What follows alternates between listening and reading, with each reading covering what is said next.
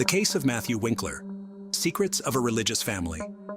Sometimes the most horrible and unpredictable crimes are committed in seemingly perfect families. Of course, even in the most prosperous unit of society can come crisis, which will be unnoticed by others, but literally poison the lives of all members of the family and eventually lead to tragedy. The Winklers, in the town of Selmer, were considered by many to be a model family.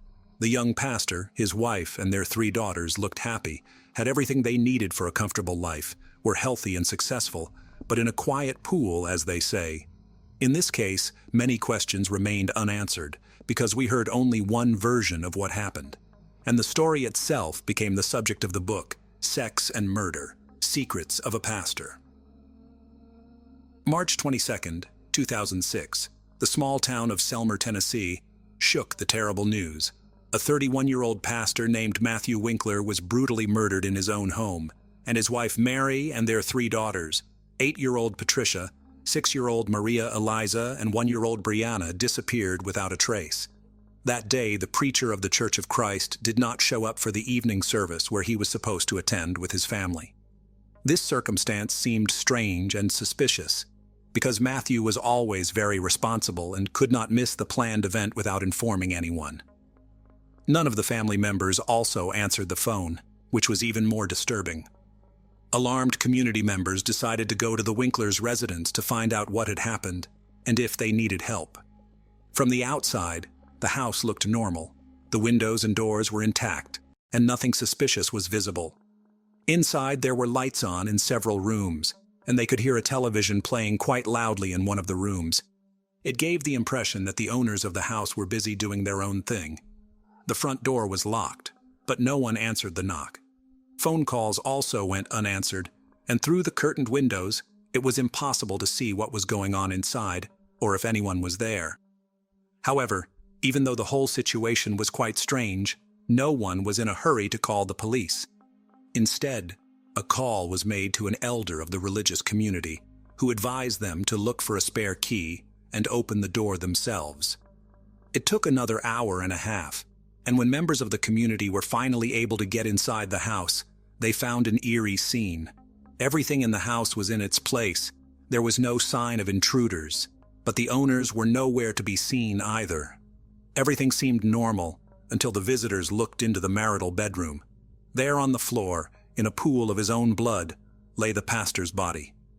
There was a huge hole in his back from a gunshot wound. Blood spattered everywhere, and bloody foam dried on his face. By then, the body had already cooled and stiffened. It was obvious that Matthew had been lying there for many hours and had probably been killed in the morning because he was dressed in his pajamas. It was only after this that a call was made to the police. By the time the police arrived, a whole crowd of neighbors, churchgoers, and casual passers-by had gathered in and around the house, interested in what was going on. All of these people had left their fingerprints at the crime scene. They left their fingerprints and shoe prints, erased or trampled possible evidence, greatly complicating the work of investigators. The police took the body for forensic examination and found that the pastor was killed by a single shot in the back, fired from a large caliber weapon. He died a few minutes after the wound, from massive blood loss, unable to call for help. It was simply impossible to establish definitively whether there were any strangers in the house at that time, because the people who had arrived before the police arrived had literally destroyed all traces of them. The picture of the crime was quite strange, and those who could shed any light on what happened disappeared. The fate of the wife and daughters of the murdered man remained unknown. The police assumed that the woman and children could have been kidnapped or also killed. By the way, the family minivan Winklers also disappeared from the garage. A massive search was launched and the state issued a yellow alert. This meant that children were missing and all citizens were asked to be vigilant and assist in the search. But let's break this whole story down from the beginning. Matthew Brian Winkler was born in 1974, November 21st, in the picturesque country town of Henderson, Tennessee, and was the youngest of 3 sons of Dan and Diane Winkler. Our hero and his 2 older brothers, James and Daniel, grew up in a rather conservative Christian family. Their parents were very religious, and brought up their sons in strictness and obedience. It is worth noting that Matthew became a minister of the church in the 5th generation. His father, great-uncle Michael, grandfather Wendell, great-grandfather Merlin Winkler, and great-great-grandfather Merlin Paul Winkler Sr. were all preachers of the gospel at one time. The father, to top it all off, ran the local preachers' school and was a man respected and influential in his hometown. In their younger years, the Winkler brothers attended Sunday school and were active in church activities. In addition, Matthew in high school was seriously interested in soccer, and everyone who saw his game on the field noted that he had talent, and he could well become an outstanding athlete of world renown. However, later the young man decided to sacrifice a promising sports career in favor of Bible study and church ministry. Since the preaching activity of the head of the family was associated with frequent travel, his wife and children almost always followed him. Because of this, Matthew changed several schools in his childhood, but the active, communicative, and friendly child quickly made friends and gained authority everywhere. When the boy finished school, his family lived in a small city called Austin, located in the state of Texas. Matthew was a creative person, had a powerful charisma, but here are some outstanding achievements in studies could not boast. After graduating from high school, he entered the college Fried Hardeman and successfully completed it. In parallel, the young man began to try his hand as a pastor, under the careful guidance of his father. Matthew was the youth minister of the Central Church of Christ in the city of McMinnville. He was later appointed to the preaching position at the 4th Street Church of Christ in Selmer, Tennessee. Mary Carol Winkler, maiden name Freeman, was born in December 1973 in Geist Township, Tennessee, and was the oldest of 2 daughters to her parents. She was also raised in a deeply religious family, with strict rules. The head of the family for many years served as a pastor in the Christian church, where the girl attended Sunday school. A few years later, a second daughter was born to the family and named Patricia. Unfortunately, the girl was born prematurely and had a number of serious health problems, including cerebral palsy, encephalitis, epilepsy, and mental retardation. For many years, the parents did not want to put up with the disappointing diagnoses of the child and desperately tried to treat her, agreeing even to experimental therapy. However, it did not bring any particular improvement. Mary tenderly loved her little sister, always treated her with awe and cared for her as best she could. But in 1987, when 10-year-old Patricia was bathing in the bathtub, her older sister was only a minute away to take something from the bathing accessories, and at that very moment, the girl had another epileptic seizure. When Mary returned to the room, her sister was no longer breathing, and all attempts to resuscitate her had come to nothing. For a 13-year-old girl, it was a huge shock and the first loss in her life. She blamed herself for the tragedy and was on the verge of a nervous breakdown. Teachers who saw the deplorable state of Mary sent her to the school psychologist, working with whom she helped. But her father, learning about what was happening, made a scandal and forbade his daughter to go to these sessions, saying that such problems are discussed only within the family. In fact, the girl never received real moral support from her parents. Mary grew up modest and quite shy. She tried to avoid any conflicts, and after the tragic death of her little sister, she became withdrawn. Since her father did not allow her to seek help from a specialist, the trauma over the years has resulted in serious psychological problems. After the death of Patricia, the parents decided to adopt a little girl named Charlotte, who was from a dysfunctional large family. Soon the couple was also allowed to take custody of Charlotte's 2 brothers and sister, so the family was reunited in their new home. Mary was once again the older sister and took care of the younger children while helping her mother. Matthew and Mary Winkler, family life. The future spouses met soon after Matthew graduated from high school. The guy was prominent, handsome, athletic, and enjoyed great popularity with the opposite sex. But to spin novels right and left, he did not allow a strict religious upbringing. The young people immediately developed a liking for each other, which quickly grew into love. For both of them, it was the first strong feeling in their lives, and after a couple of months they met each other's parents, and having received their blessing, began to plan a wedding. In April 1994, the lovers got married. When the family had an older daughter, Patricia, the head of the family was still in college, and was forced to leave school for a while. He took a job at a construction site, but long there did not last, because he was not used to hard physical labor. During this period, for the first time, made himself aware of the difficult character of Matthew. He was often angry with others, irritated at small things, and sometimes he could not control his anger. But Mary tried not to complain, and not to tell anyone about what was happening in her family.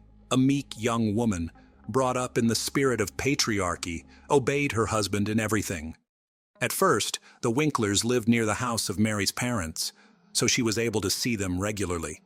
But soon Mrs. Freeman was diagnosed with cancer, which rapidly progressed, and in just a few months she literally burned from the disease. It was another shock for Mary, and the care of her underage siblings now fell on her shoulders. The situation was further complicated by the fact that Mary was pregnant again at that time. But soon after the birth of their second daughter, the family moved to another city, where they bought their own small house. After the move, Mary was completely absorbed in the care of the baby, and almost stopped communicating with her father, as well as with younger brothers and sisters, who were too demanding and constantly needed attention. In addition, the young mother began to suffer from severe postpartum depression. Everyone who was closely acquainted with the family Winkler noted some oddities in the character and behavior of Mary. The young woman was characterized as an introvert and even sociophobic. She did not communicate with anyone. It was difficult for her to make new acquaintances, much less friendships. She suffered from mood swings, was prone to melancholy, and any little thing could bring her to tears. While Matthew was building his career as a pastor, his wife became increasingly withdrawn. The situation became even more complicated when Mary once again became pregnant, and a few months later, she learned that the fetus had died in her womb. Such news strongly shook Mary, who was looking forward to the appearance of this child, and very much dreamed of a large, friendly family. Again, to see the long-awaited 2 stripes on the pregnancy test, she could only 2 years later, and her happiness was unbounded. This time, Mary hid her pregnancy for a long time, as if afraid of something. She did so until her situation became obvious. Once again, everyone began to talk about Mary's strange behavior and pathological reticence. The strange behavior of Mrs. Winkler was associated not only with a severe psychological trauma she suffered in childhood, but also with a very unhealthy environment within her own family, which only undermined her already unstable nervous system. The head of the family was a man of authority and demanded unconditional obedience. Despite the fact that in public the Winklers looked like an ideal married couple, where there was trust, mutual respect, and harmony, in reality, their neighbors have repeatedly heard how the husband shouted and snapped at his wife for no apparent reason. No one could even imagine that a respected pastor could raise a hand on his wife until one day Mary had a huge black eye.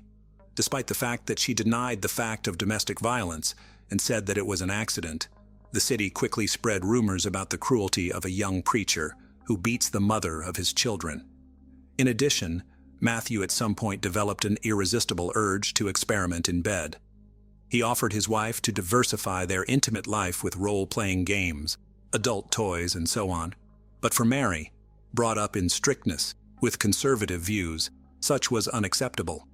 She strongly restricted her husband in this, which infuriated him, and he repeatedly tried to get what he wanted by force. One day, after another abuse in bed, Mary called her only close friend in tears and complained to her about the situation. The friend, who promised to keep her secret, immediately blabbed about everything, which provoked a new wave of rumors and gossip about the unacceptable behavior of the clergyman. At that time, Matthew was up for promotion and aspired to be a local church leader, but he was rejected because of rapidly spreading unpleasant rumors about him.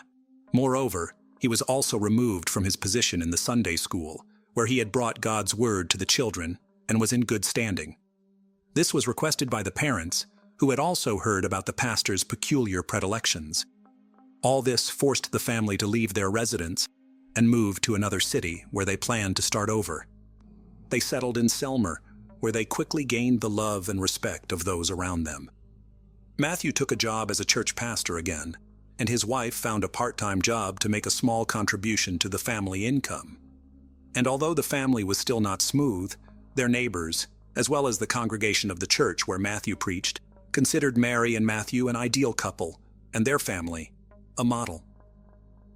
Next door to the Winkler family lived a young married couple, with whom the couple quickly became friends. They often visited each other, celebrated holidays together, shared news and secrets. A few months before the tragedy, during a joint dinner at the pastor's house, Mary bragged to the neighbors that her husband had bought her a gun for self-defense, and had already taken her to the shooting range several times to learn how to handle it confidently. Mary turned out to be quite a capable student, quickly mastered all the subtleties, and accurately shot at targets. Moreover, it turned out that the Winklers already had firearms in the house, which had been purchased by the pastor earlier, also for self-defense. The guests wondered why the pastor and his wife needed all this, because they live in a quiet town where they have no enemies, and everyone around them loves and respects their family. After another move of the couple, their financial situation left much to be desired. Mary was in search of various part-time jobs, and she also decided to get a medical degree to then get a job in a clinic and help sick children. Soon, Mary decided to improve the financial condition of their family through financial fraud. She herself later claimed that she did not realize that she was doing something illegal and was going to pay back all the money as soon as she got back on her feet. What Mary was doing is commonly referred to as artificially inflating account balances. Mrs. Winkler also received checks from unspecified sources and then deposited them into a bank account she and her husband owned. She then changed the address of the account so that all communications would be routed there. The total amount of checks she received was almost $17,000, which aroused certain suspicions of the bank employees, who decided to invite the couple to the office branch to clarify the circumstances and resolve the situation. But the pastor and his wife never showed up at the bank, and this aroused even more suspicion. It was assumed that Matthew was not aware of what his wife was doing at all. However, after Matthew's death, his wife tried to prove in court that the whole story of fraud was his idea, and that it was he who forced her to make dubious transactions, while he himself remained in the shadows, without arousing suspicion. Where has Mary disappeared to? When Mr. Winkler was found murdered in his own home, his wife and daughters were put on the wanted list, fearing that they too might be in mortal danger. Initially, the meek, shy, and homely Mary was initially viewed solely as a possible victim of the crime. However, after talking to neighbors and receiving information from the bank about financial fraud, she became the main suspect in the murder of her own husband. It was necessary to find out as soon as possible where Mary had disappeared to, where the children were, and if they were all right. They, as well as their family car, were put on the wanted list. Attempts were also made to trace transactions made from Mary's bank card and to locate her location through her cell phone signal. Mary was found just a day later in an Alabama resort town where she and her children were having fun at a local amusement park. It was as if the mother wanted to give her children one last party, realizing that she would soon be going to prison and would see her girls very soon. When the family was taken to the police station to testify, the two older daughters confidently told the same story. According to them, intruders broke into the house and injured their dad, and their mom picked up a gun to protect them. They were then forced to run for their lives. According to the girls, their father was alive and in the hospital, and they were soon to go and see him and return home. What exactly happened in the house, as it turned out, Patricia and Maria Eliza did not see, and learned about the events from the words of their mother. They only heard a gunshot and glimpsed their father lying on the floor, and then their mother put them in the car, and they drove away. Mary almost immediately began to confess, but she claimed that she could not reconstruct the entire chain of events of that day, referring to the temporary blur. According to her, her spouse had abused her for years, humiliating her and inducing her to forms of intimacy that were unacceptable to her. Mary insisted that it was he who had initiated the financial scam she had perpetrated. Matthew demanded total obedience, easily lost his temper, and once gave the will of his fists. This was confirmed by Matthew's secretary at his previous place of employment. The woman repeatedly witnessed how the pastor insulted his wife, who carefully brought him lunch to church, but he was always dissatisfied with something. The evening before the tragedy, there was another scandal in the family, because of which the spouses went to bed in separate rooms. Mary cried all night, and in the morning she did not realize how in her hands was a shotgun, which her husband kept loaded. She entered Matthew's room and shot him in the back while he was still lying in bed. Matthew collapsed to the floor, bloody foam oozing from his mouth and nose. According to Mary, her husband, while still alive, whispered, "Why?" To which she replied, "I'm sorry, I'm so sorry." Mary then took her daughters and left the house, and her husband, as experts have established, tried to reach for the phone to call for help, but he no longer had the strength to do so. By the way, the weapon of crime was found in the trunk of the car on which Mary left with the children. For what purpose she took it with her, Mrs. Winkler also could not answer. At the trial, the role-playing costumes found in their home were presented as evidence of the pastor's humiliation and moral abuse of his wife. Upon seeing them, Mary turned pale and then became hysterical. Despite the fact that she confused her testimony and told several different versions of what happened, the court agreed that she was the victim of a domestic tyrant, and the murder was the result of years of anger, resentment, and pain. However, this did not absolve Mary of responsibility for what she had done. In April 2007, the court delivered its final verdict in this complicated and confusing case. Mrs. Winkler was found guilty of involuntary manslaughter, but her mental state raised many questions. It was originally expected that the young woman would be sent to prison for at least 6 years, but in the end, she was given a sentence of less than 1 year. She spent 2 months of that sentence in a psychiatric hospital, where experts were trying to determine whether she could regain custody of her children upon release. In the summer of 2008, Mary was given sole custody of her daughters, who all this time lived with their paternal grandparents. Matthew's parents were extremely upset by this circumstance. They believed that their daughter-in-law had deliberately killed their son and suffered virtually no punishment for it, and now their granddaughters were given full custody of her. However, all their numerous attempts to file appeals had failed. As for the fraud case, it never went to trial. The bank never filed formal charges, and the whole story was dropped. Today, we will visit Dallas, a modern city with a cosmopolitan spirit and Southern charm. It is widely known for its skyscrapers, upscale shopping, restaurants, and rich cultural life. There are many historic districts, such as the West End with its late 19th century buildings and futuristic landmarks, shimmering glass towers and skyscraper spires that serve as the city's main landmarks. Dallas is a city where modern metropolitan life is infused with natural beauty. There are more than 30 parks in different parts of the city. The Gable Park residential complex is located at the epicenter of Dallas chic. Living here itself offers a vibrant, exclusive lifestyle and exquisite, unique experiences. The high-rise building is elegant in appearance, has a parking garage and concierge. It is a vibrant and luxurious apartment building with a landscaped saltwater pool, fitness studio, and gourmet coffee bar in uptown Dallas. It's a quiet and safe place with no crowds of tourists or neighborhood residents strolling by. On September 2nd, 2015, at 07:42 p.m., a car entered the Gable Park parking lot. The car parked, and a beautiful young woman got out. She had a shopping bag in her hands. She slammed the door shut, stepped away from the car, and a minute later, 2 gunshots rang out. With the business completed, the dark figure quickly jumped into a black Jeep Cherokee that pulled up and fled the apartment complex. Local resident Hashem Saad, who was walking to the parking lot to pick up his car, saw the injured woman and called the emergency services. Officers arrived at the scene of the tragedy and found the injured woman. Unfortunately, she was already dead. The victim turned out to be 35-year-old Kendra Hatcher.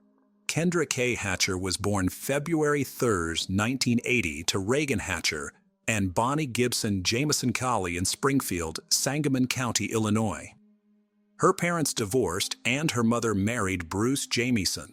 She was not an only child. She had 3 sisters, Jamie Kaufman, Ashley Lipscomb, Melissa Jameson, and 1 brother, Neil Hatcher. She grew up in Pleasant Plains and studied dentistry there. After her divorce in 2010, she moved to Dallas where she began working at Smilezona Dental Studio. Kendra had a strong Christian faith and wanted to use her dental skills to help others. For example, the clinic provided services to disadvantaged children completely free of charge.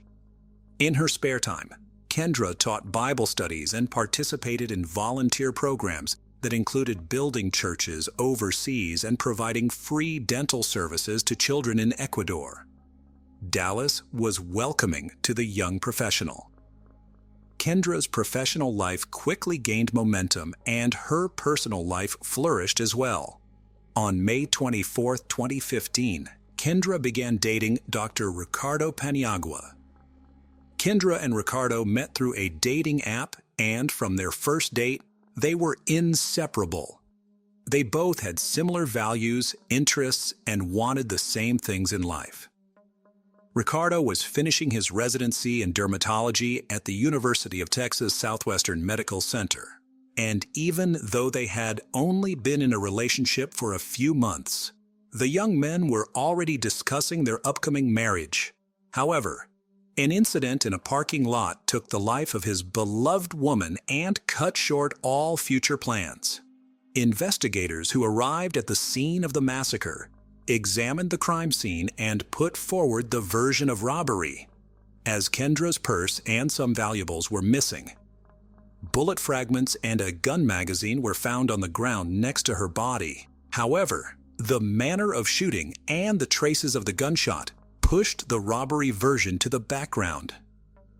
One bullet struck the woman in the back and the other in the head. The entry wound from the bullet was at the top of the head and it exited through the chin, indicating that Kendra had her hands up and behind her head when she was shot. The murder theory was confirmed when it was possible to obtain CCTV footage and reconstruct a picture of what happened. As a result, by the age of 13, he was struggling academically and had a fragile psyche. Once, unable to bear such a life, Steinke attempted to hang himself, but was fortunately stopped in time. Afterward, doctors diagnosed him with depression and hyperactivity. Bullied at school, he decided to stop attending. Over time, Jeremy fancied himself immortal and began frequenting websites of similar themes. His online profile was filled with topics like pain, self-harm, blood, and razor blades. No one knew about the couple's forbidden relationship except their friends, who found their love, to say the least, peculiar. Their communication would have remained a secret had the Richardsons not started monitoring their daughter's excessive internet use. Deborah and Mark discovered Jasmine was corresponding with strangers, alarming them as any parent would. Therefore, they decided to remove the computer from the girl's reach. Moreover, they were shocked to learn she had fallen for an adult man with dubious interests. His very nickname, Soul Eater, spoke volumes. Thus, Jasmine and Jeremy's relationship became forbidden. To help their daughter break free from this destructive relationship, Deborah and Mark sought a psychologist's help. They sincerely believed that counseling would benefit their parent-child relationship. To their delight, it did. Jasmine showed compliance and seemed to be returning to a normal life. Promising that it was all in the past, she got her computer back. This became the Richardsons' last fateful decision, leading to their demise. Saturday, April 22, 2006. Preparing for bed, Mrs. Richardson heard a noise in the basement. "Rats again," she thought. Descending, she turned on the light and saw a person in a ski mask. He stood opposite her, looking at her. Startled, she screamed. The stranger rushed at her, covering her mouth. His efforts were in vain. Deborah struggled and screamed louder. He stepped back, drew a knife and stabbed her in the chest, then again and again. Hearing his wife's screams, Mark rushed down, grabbing the first thing he could find, a screwdriver. He had been fixing an outlet that day and by sheer chance left the tool out. Entering the basement, he was met with a horrific scene, his wife lying in a pool of blood and someone standing next to her. Mark immediately attacked the intruder but received a stab wound to the stomach, followed by more stabs. As the searing pain subsided and his eyes began to close, Mr. Richardson quietly asked, "Why?" "Because your daughter wished it," the attacker replied. Upstairs, Tyler was the only one left. The boy sat on his bed in his pajamas, too frightened to move. The approaching footsteps grew louder, and the bedroom door opened. A few days before the murder, Jasmine was overjoyed. Her parents believed in her remorse, meaning they could now communicate again. Mobile phones were just becoming popular at that time, so the computer remained the only means of communication. As soon as Miss Richardson regained internet access, she immediately wrote to Jeremy. "It all starts with them disappearing and ends with us staying together," she told him. During the days when the young lady was visiting the psychologist, a terrible plan had formed in her head. It solidified over several days of punishment. Surprisingly, Steinke found it enticing, but added that everything needed to be done creatively and with attention to detail. The couple understood that they could not be together as long as the Richardsons were alive. Later, Jasmine's friends recalled how often she spoke about her parents, particularly how much they annoyed her. Therefore, she wanted to end their lives. However, no one took Jasmine's words seriously. Saturday, April 22nd, 2006. Garrett headed across the street to his friend Tyler's house. The boy wanted to play. The weather was nice outside, despite being chilly. Such was the spring that year. When Garrett approached the house, he noticed the blinds were still closed. No one answered his knock on the door. Strange, he thought. The Richardsons should be home. Their car is parked in the driveway. On June 25, 2001, and charged with first-degree murder. After spending 6 months in custody, she was released on bail. The first trial soon commenced. The prosecution's main theory was the motive for the homicide. Hoping to see someone, the child curiously peeked into the living room window but saw no one. Then, Garrett decided to walk around to the back of the basement, where he often played with Tyler. Peeking through the window, he saw something strange on the floor. It appeared to be 2 silhouettes in a pool of blood, the boy informed his mother. Skeptical, she decided to check on the family across the street. They approached the house together. Garrett pointed to the window he had looked through earlier. The woman looked in and recoiled in horror. She immediately called emergency services. Something happened at the Richardsons. They seemed to be lying in the basement floor, all in blood, the neighbor reported. The police arrived promptly. Breaking down the front door, they descended to where Garrett and his mother had seen something. Entering the dark basement, the officers had difficulty recognizing the people lying on the ground. Their bodies were mutilated and bloodied. But there was no doubt. It was Mark and Deborah Richardson, and they were deceased. Blood was everywhere, on the floor, walls, even the ceiling. A bloody mess. No other way to describe what was before them. Later, the police searched the house. In the upstairs children's room, they found a small child. The boy lay in bed among toys, splattered with blood with visible knife wounds. The child's throat had been deeply cut. Medicine Hat had never seen such horror. One officer said, "It will take me decades to forget what I saw today." After the house was searched, the police realized one family member was missing. The Richardsons' eldest daughter was gone. Officers worried she might be in danger. Everything indicated the attack occurred in the basement and the child's room. The rest of the house was undisturbed, and at first glance, nothing was missing. The state of the bodies suggested the crime occurred the previous night. Apparently, the perpetrator broke into the house and attacked the boy and his parents. Then what happened to Jasmine? And where was she? The police began to construct theories about what had happened. Perhaps by some stroke of luck, the girl was somewhere outside the home, safe. Or the perpetrator had abducted her and was now harming her. Or maybe a ransom demand from relatives would come with time. However, as time passed, there were no clear answers. Soon, detectives turned to the media, requesting help in the search for the missing girl. They hoped Jasmine would make contact, or someone would provide valuable information. Meanwhile, the investigation into the crime continued. Investigators interviewed relatives, friends, and colleagues about all aspects of the slain family's life. Did they have any adversaries or enemies capable of such a heinous act? However, the more the investigation progressed, the clearer it became. There was no reason to wish death upon anyone in the Richardson family. They were truly wonderful people, faithful spouses and loving parents, except for the eldest daughter. Officers learned that the girl had been causing quite a bit of trouble lately. Therefore, the tone of media announcements changed. This time, the investigation wanted to locate a person of interest. It was entirely possible that the girl knew details about the crime, or she might have been involved in it. Considering the suspect's age, the media could no longer publish her real name, as per Canadian law. Thus, news agencies began to refer to Jasmine Richardson as JR.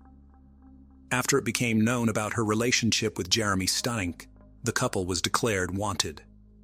Initially, the search for the young lovers began among their friends and acquaintances, thinking they might be hiding out with them. However, this lead proved to be a dead end for the police, but they did uncover something intriguing. A few hours after the crime, the young couple was spotted at a restaurant and at a party hosted by an acquaintance. Someone from their circle of friends mentioned that Jasmine appeared unchanged. There was no indication she had been abducted or was in a state of shock.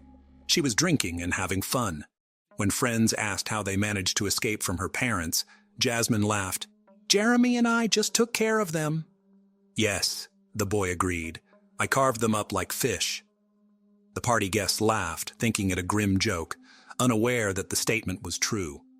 The involvement in the crime was also confirmed by a comic found in Jasmine's school locker, where she detailed how she would deal with each of her family members, with her boyfriend as her accomplice. Photos of the suspects were distributed widely. It was only a matter of time before a citizen would step forward with information about their whereabouts. Soon enough, information came in. The couple was spotted in the community of Leader, Saskatchewan, approximately 130 kilometers from Medicine Hat. Caught off guard, Jasmine Richardson and Jeremy Startling were found sleeping peacefully in a pickup truck. Without resistance, they were taken to the police station. Naturally, the couple was interrogated separately, starting with Jasmine. She shared that she was deeply in love with Startling, and he reciprocated her feelings. However, the difference in age and social status was a barrier between them. According to Jasmine, the Richardsons would never have accepted their relationship. Therefore, Jeremy committed the ultimate act of love. He ended her parents' lives, providing them the chance to be together. When detectives asked if Jasmine was involved in the crime, she said, "I wasn't home when the crimes occurred. I didn't know about what had happened. After I found out, I accepted it. I loved Jeremy very much, so I ran away with him." Detectives needed to determine who was the main instigator. Since breaking the suspects proved difficult, the investigation used a cunning strategy. They placed an informant in the cell with Jeremy, who skillfully extracted details that contradicted Jasmine's statements.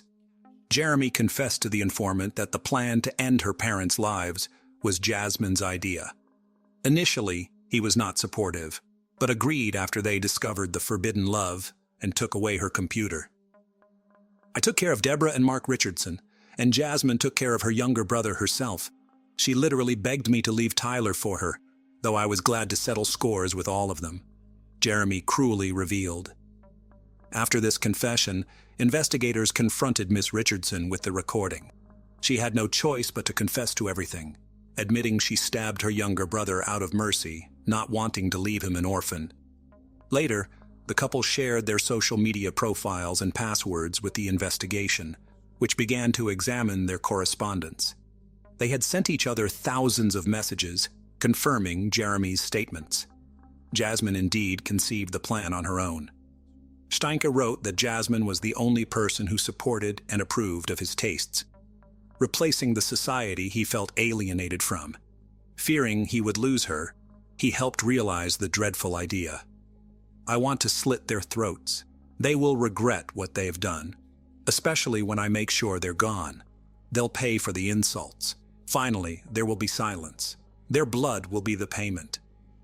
Jeremy supported his beloved.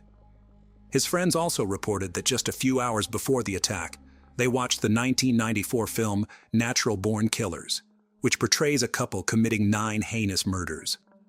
This story inspired their friend, who said he wanted to enact a similar plan with his girlfriend. "I think it's the best love story of all time," Steinke said. With sufficient evidence at hand, the suspects were charged with 3 counts of homicide. The detectives pieced together the confessions of the accused, witness testimonies, and other case evidence to form a clear picture of the crime. Before the act, Jeremy was intoxicated. Jasmine led him into the house and guided him to the basement, where he attacked her mother. Deborah was the first to die, suffering 12 stab wounds across her body. The deepest wound pierced her chest, reaching 12 centimeters deep and striking her heart. In a rage, Jeremy mercilessly continued his assault on Mark, who sustained 24 wounds, 9 of which were in the back. Like his wife, the family patriarch bled out on the basement floor. Tyler Richardson was the last to die. While Steinke was dealing with the parents downstairs, Jasmine inflicted 5 stab wounds on her younger brother upstairs. After Jeremy finished, he went upstairs to help his girlfriend with the child, coldly slashing the boy's throat as if carving a pumpkin. Afterward, Jeremy went home to wash off the blood, while Jasmine caught a taxi to a restaurant where the couple had agreed to meet. After discussing the night's events, they headed to a party. A friend of Jeremy's, Casey Lancaster, helped them dispose of the evidence and reach Saskatchewan. Words fail to describe the horror they created. And using them to poison her husband, Gregory de Villers, staging a suicide scene in their apartment, scattering his body with red rose petals. Case of Christian and Newsom. A new judge scheduled hearings for all 5 individuals involved in the student's tragic end. The couple embarked on their murderous spree with such ease and nonchalance as if driven by some otherworldly force. It is shocking that during interrogations and their time in custody, not a word of regret or remorse was uttered for their actions. While detained, they wrote letters to each other, calling themselves legends and immortals. In one letter, Steinke proposed to Richardson, who joyfully accepted. Then, unexpectedly, their mad love began to fade like last year's snow.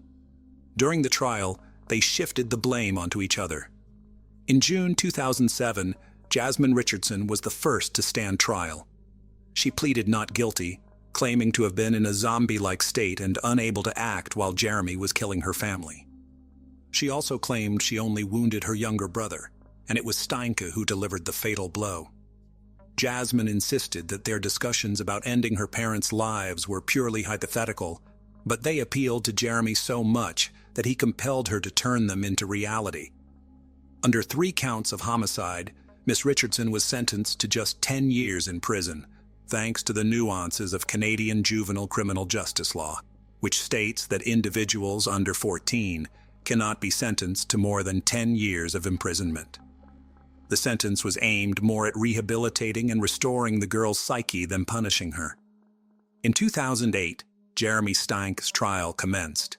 He insisted he had no initial intention of ending the lives of his girlfriend's parents. However, once discovered in the basement, he felt compelled to attack. He claimed he did not harm Tyler, suggesting Jasmine was responsible while he merely watched from the doorway.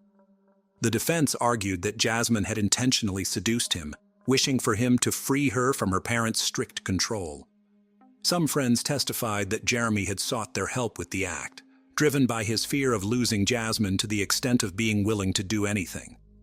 The lawyers also requested the charges be reduced to manslaughter, arguing Steinke was under the influence of substances at the time of the act.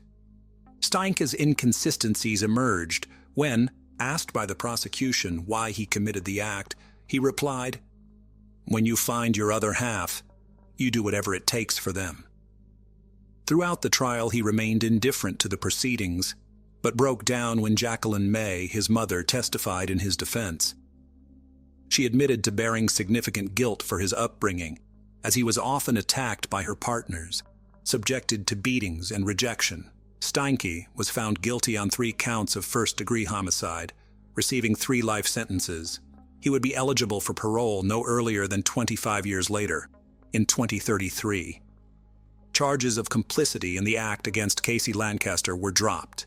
In Medicine Hat Court, she was found guilty of obstruction of justice, sentenced to a year of house arrest, and prohibited from consuming drugs and alcohol.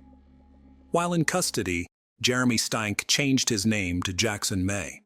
Jasmine Richardson's 10-year sentence included 4 years in a psychiatric facility, where she was diagnosed with conduct disorder and oppositional defiant disorder, indicative of a refusal to follow rules and socially unacceptable behavior, typically more associated with children than adults. This underscored her psychological immaturity and instability during her relationship with Steinke. In her final years under conditional community supervision and attending special programs, medical professionals reported her genuine remorse. After serving her full sentence, she was released in 2016. Currently, Jasmine Richardson lives in Canada under an assumed name, her true identity still protected from media disclosure. Her return sparked significant public debate, with some arguing she deserved a second chance, while others believed she warranted a harsher penalty. Nonetheless, the residents of Medicine Hat would prefer not to have Miss Richardson as their neighbor again, given the brutality of her crime. Whether Jasmine has truly changed after spending her formative years in detention remains to be seen. Time will tell. Silently conceal. Sadly, the dead cannot speak. Jennifer's life was cut short in her prime. Regrettably, she realized too late an essential truth. Staying away from certain individuals and ceasing communication with them could mean saving oneself. The case of Anna Walsh, a horrific event in the basement of a family home. For over a year now, an investigation has been ongoing into the mysterious disappearance of a young woman and mother of 3 children, Anna Walsh. In January of the previous year, the case was reclassified as a brutal crime, although the body of the missing 39-year-old American woman of Serbian descent has yet to be found to this day. Her husband, Brian Walsh, who had previously encountered legal issues for fraud, was arrested on charges related to her disappearance. No one could have imagined that this individual could be responsible for ending the life of the mother of his sons. It's noteworthy that the Walsh family appeared to be quite prosperous, successful, and happy on the surface. Moreover, the couple was not in want, living in a luxurious home, and could afford anything they desired. However, few were aware of what happened behind the closed doors of this large and beautiful house. Even the person closest to Anna, her mother, did not realize the deadly danger her daughter was in. Interestingly, Brian managed to woo Anna away from her previous husband years ago in a rather unique manner. So unique, in fact, that the woman and her first husband even sought police protection from harassment and threats. Nevertheless, she eventually left with Walsh, to whom she was married for over 7 years.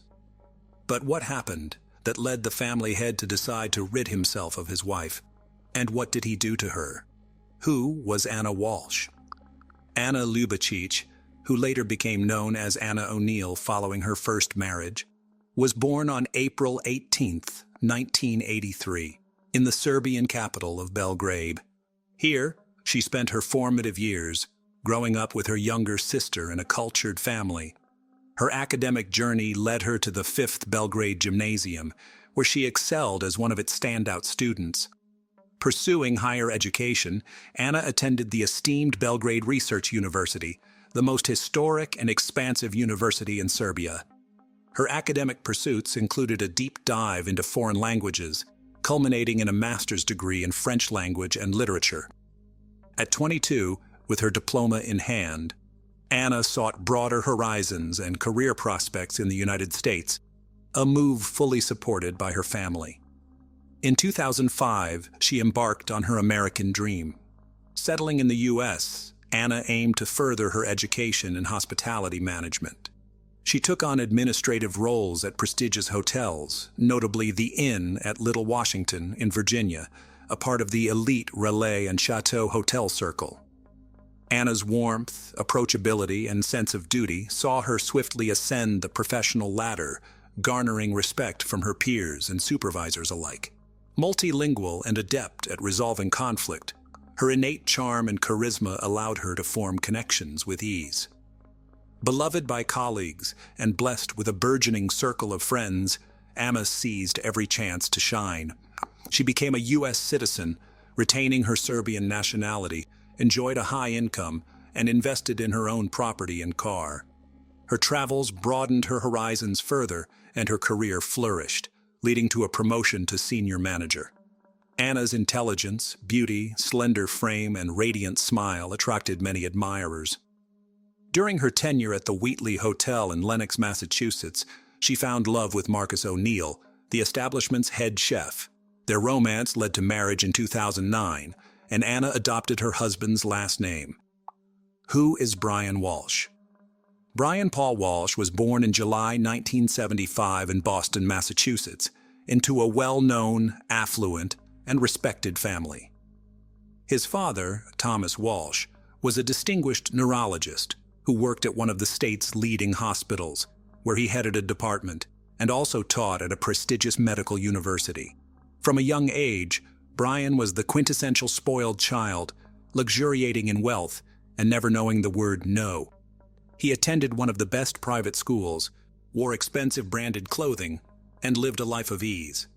Despite his parents' efforts to provide him with the best education, after finishing school, he failed to stay enrolled in any of the 3 prestigious colleges his father had arranged for him to attend. Nevertheless, Brian was far from foolish. His peers remembered him as cunning, calculating, and quite aggressive. He always found a way to get what he wanted one way or another. Brian was known for his extraordinary, even obsessive desire for money and a luxurious lifestyle, and he was extremely reluctant to part with his funds. In his youth, he often borrowed money from friends, only to never return it. During his college years, he would invite friends to the most luxurious restaurants, then, through various schemes and manipulations, ensure that others always paid his share of the bill. For many years, Brian was estranged from his father, up until the elder Walsh's death in 2018. The rift in their relationship began after the ungrateful son fraudulently withdrew nearly $1 million from Dr. Thomas Walsh's personal account and simply disappeared with the money. The father did not report his son to the police and even tried to persuade him to return the money voluntarily. When Brian refused, Thomas ceased all communication with him. By the time of this egregious theft incident, Brian's parents had long been divorced, and his father had another family and decided to permanently erase his eldest heir from his life and his will. However, when Thomas passed away, Brian immediately made his presence known and even filed a lawsuit, claiming that the will left behind was forged by the doctor's widow and younger children to cheat him out of his rightful inheritance. Naturally, he was unable to prove anything or receive any part of the estate. Moreover, those who knew Brian described him as greedy, malevolent, and quite cruel, with a tendency towards violence and an inability to control his emotions. He achieved everything by force, and during bouts of anger, became dangerous. According to some reports, in the late 2000s, Walsh underwent treatment in a psychiatric clinic where he attempted to curb his bursts of rage, and it was then that he was officially diagnosed with sociopathy. A truly peculiar love story. The future spouses met in 2014, a time when Anna was working as a senior reservation manager at the Wheatley Hotel in Massachusetts. At that moment, she was married to Marcus O'Neill, who was employed there as well. Brian was among the hotel's guests, and he was immediately taken by the attractive young woman. The fact that Anna was already married did not deter Walsh in the slightest. He began to show her attention that grew increasingly insistent. Accustomed to getting his way from a young age, and not one to accept refusal, he began to pursue Anna relentlessly. He managed to obtain her phone number and even her home address, where she lived with her husband, turning their lives into an absolute nightmare. In 2015, the O'Neills found themselves compelled to ask the police for protection against Brian's incessant harassment, which persisted day and night. He constantly sought out Anna, called her at work, sent messages to her personal phone, and demanded she divorce her husband to be with him. The situation escalated when Walsh threatened to harm Anna and her husband if she did not leave with him. What happened next remains unclear, including why Anna eventually changed her mind. However, a year after seeking police protection from Walsh, she unexpectedly divorced her husband. Moreover, a few months later, Brian became her second officially wedded husband. The newlyweds settled in a luxurious home in Cohasset, Massachusetts, located about 20 miles southeast of Boston, in an upscale and well-appointed neighborhood. In this marriage, they welcomed 3 sons in quick succession. The boys were born a couple of years apart, and at the time of their mother's disappearance, they were 6, 4, and 2 years old. Anna did not consider taking maternity leave and successfully juggled work with motherhood, continuing her upward career trajectory. She assumed the position of regional general manager at Tishman Speyer, a real estate company, where she earned a high salary and effectively became the primary breadwinner for the family. As her job frequently took her to Washington, D.C., she also purchased another home there, registered in her name, where she stayed during business trips. During these times, she relied on visiting nannies to help care for her children. The fraud case against Brian Walsh. What was the head of this large family doing while his wife was both expanding their family and building her career? Brian was unemployed. The $1 million he had once taken from his father was dwindling, and everything his wife acquired was wisely registered in her name. Brian was actively seeking effortless income sources. Before marrying Anna, Brian had spent some time in South Korea, where he befriended a very wealthy individual whose family owned an impressive art collection. Upon returning to the United States, Walsh maintained this connection, and his friend unexpectedly asked for his help in selling several paintings by the iconic artist Andy Warhol. Brian eagerly agreed, but decided not just to sell the artworks for a commission, but to truly profit from the transaction. He had access to a series of abstract paintings by the great artist, collectively titled Shadows. He appraised each painting, obtained the necessary documentation, including authenticity certificates, and then decided to create copies of both the images and the accompanying documents. Walsh approached artists who made precise replicas of the paintings. He convinced the artists that he needed these copies as a backup, since each of the original works was worth about $250,000. For several years, the fraudster successfully copied and sold fake paintings as originals to collectors from various countries, until one of his buyers, an art expert specializing in Andy Warhol's work, quickly identified a forgery and sued the fraudster. The FBI took on the investigation, and in April 2021, the suspect pleaded guilty to selling counterfeit art. He was placed under house arrest after his lawyer negotiated a deal, requiring him to return the proceeds from the sale of the paintings to the buyers to avoid actual prison time. Brian's movements were significantly restricted, but he was allowed to leave his house. Twice a day, he could drive his children to and from their educational institutions. Additionally, he had 2.5 hours in the morning to visit stores, pharmacies, dry cleaners, and a few other places in his area to purchase necessities. The list of these places was limited and approved in an official document. The mysterious disappearance of Mrs. Walsh. On December 31, 2022, the Walsh family was preparing to ring in the new year together in the comfort of their home. Present were just the spouses and their 3 sons. Due to their young ages, the boys went to bed early, leaving Anna and Brian at the dinner table. That day, Anna made her last post on social media, extending her greetings and noting ambiguously that the year had been challenging. But she and her husband remained united. Anna was scheduled to fly to Washington, D.C. for work on January 3rd, but on January 4th, her employer, Tishman Speyer, reported her missing to the police. She had failed to show up for work, missed closing a crucial deal, and her phone had been unreachable for several days. Independently of Speyer's actions, her husband also reported her missing. expressing his concern that he had been unable to contact her for several days. According to Brian, he last saw Anna on January 1st. He claimed she woke him up early in the morning, saying that there were some issues at work, and her boss had requested her to come in earlier than planned. After that, Mr. Walsh believed his wife headed to the airport with just a few belongings. However, inconsistencies in the case soon emerged. Firstly, Anna hadn't purchased, changed, or reserved a flight ticket for January 1st, nor had she canceled her flight scheduled for January 3rd. Secondly, she didn't appear at the airport on either January 1st or 3rd. Thirdly, how did she leave the house? Her personal car was still in the garage, and she hadn't called for a taxi. Brian suggested she might have hitchhiked, but this theory sounded far from convincing. Brian's statements and behavior raised many questions. His accounts were inconsistent, and he didn't seem particularly troubled by the unfolding events. Unable to contact the mother of his children for more than 3 days, he only reported her missing on the 4th day and only after her workplace called.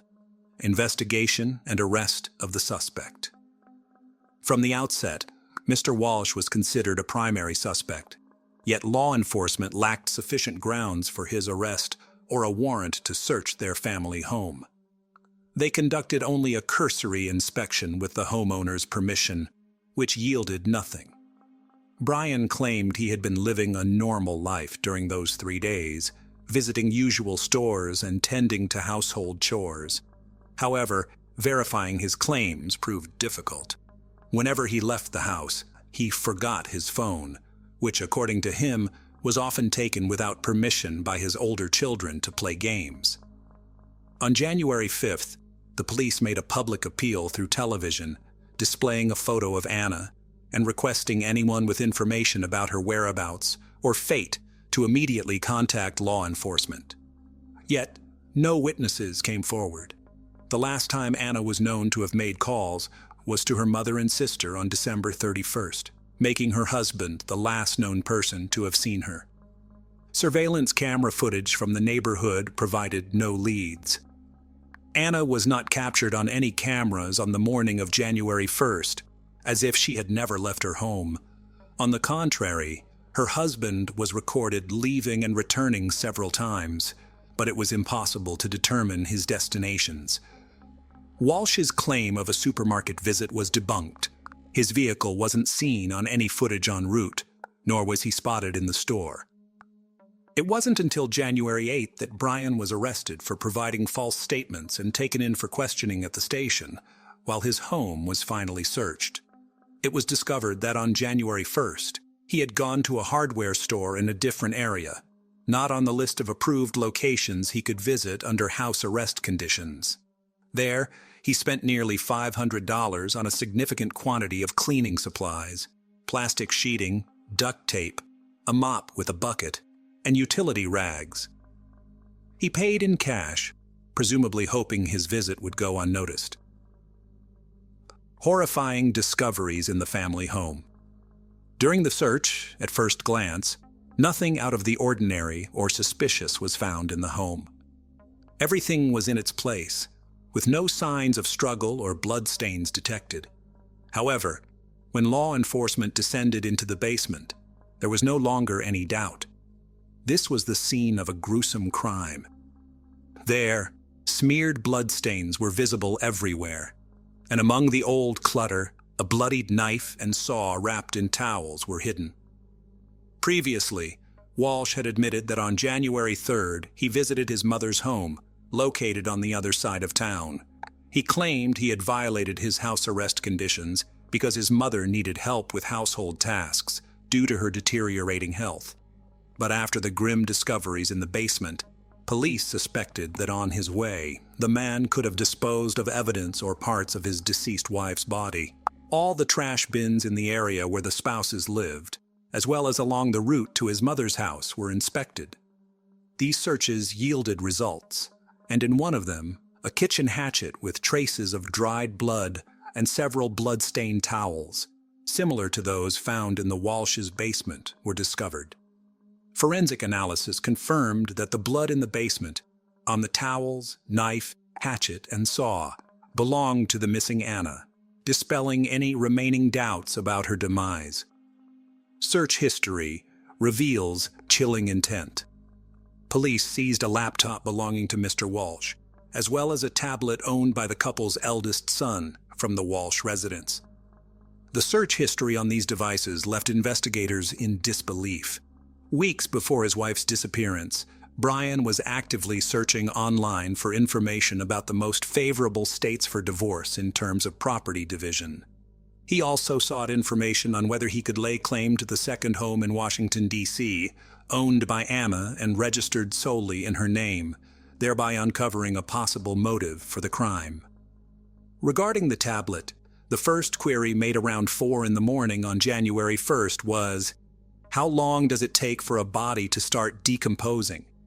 This was followed by nearly 24 searches on how to dispose of a body, how to clean up blood traces, how to dismember a body, whether a body could be identified if the teeth were removed, how long DNA traces last, and whether a person could be charged with a crime if the body was never found. All this information was searched on his young child's tablet, the child of the woman he mercilessly dealt with. By January 3rd, Brian was already searching, how and when can someone inherit the property of a person who has disappeared? Clearly, he was confident he would evade punishment and was preparing to claim the inheritance. Charges and trial. On January 18th, Brian was formally charged with the murder of his wife, despite the fact that her body or any remains had not been found.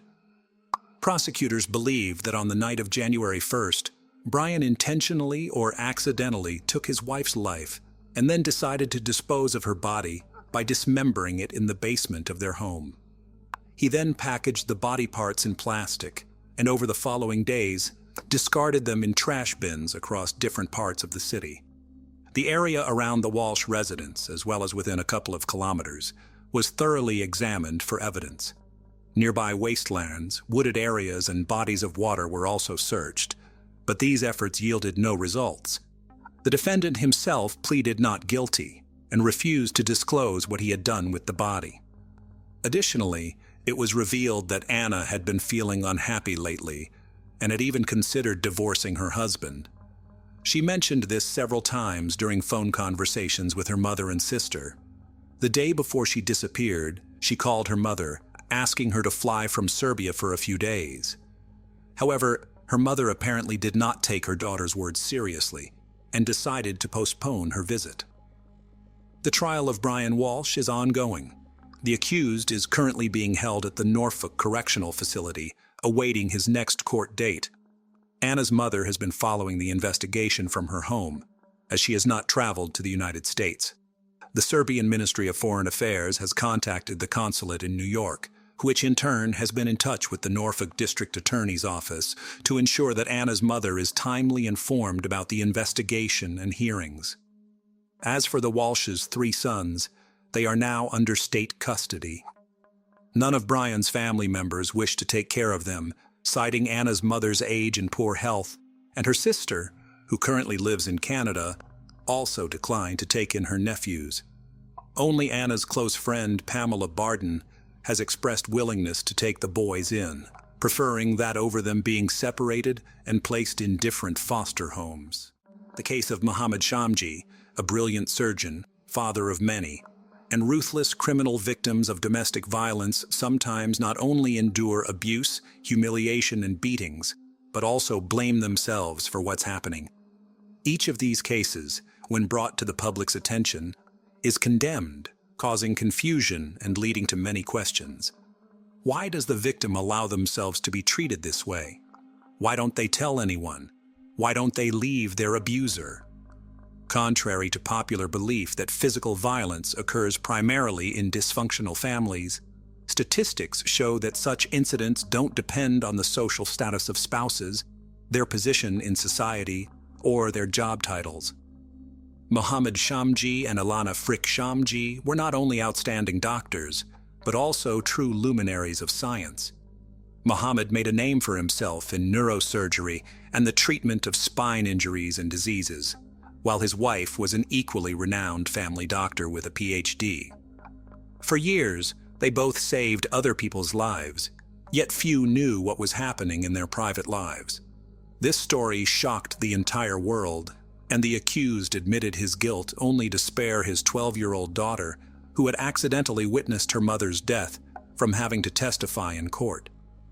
Notably, shortly before the tragedy, Ilana had posted a photo of her husband in a kimono on social media, taken during one of his jiu-jitsu training sessions, with a joking comment that this doctor could not only heal, but also break a neck.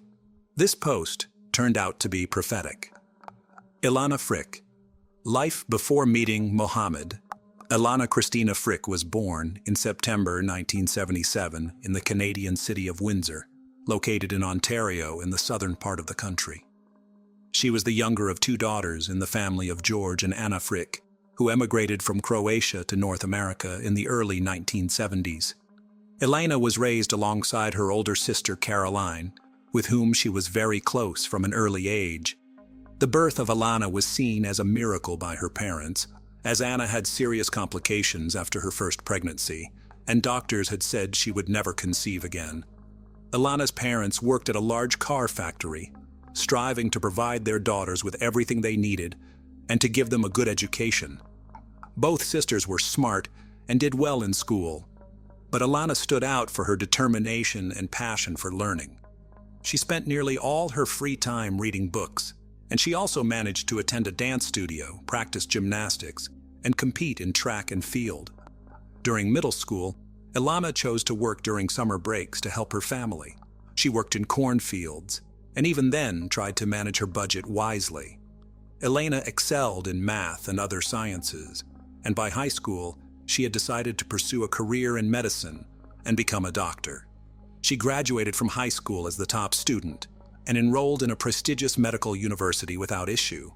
Around this time, she also began a romantic relationship with a man named Matthew Ryan, whom she had known since high school and who was now studying in the same department. Their student romance lasted until graduation, but afterward, Frick decided to go to Ottawa and continue her studies in the capital's university residency program. Her boyfriend settled for a job at a local hospital and didn't consider furthering his studies. Elena's and Matthew's relationship continued long distance and lasted until nearly 2002. They even planned to marry, but eventually decided to remain friends. By then, Elena was interning at one of the country's top clinics and aimed to earn a doctorate, while Matthew hadn't advanced in his career. Love at first sight. In February 2003, during a night shift at the hospital, Ilana went to the staff room and saw a new colleague who immediately caught her attention. The young man, Mohammed Shamji, was just a year older than Ilana and was doing his residency in the neurosurgery department. Mohammed came from a family of prominent doctors.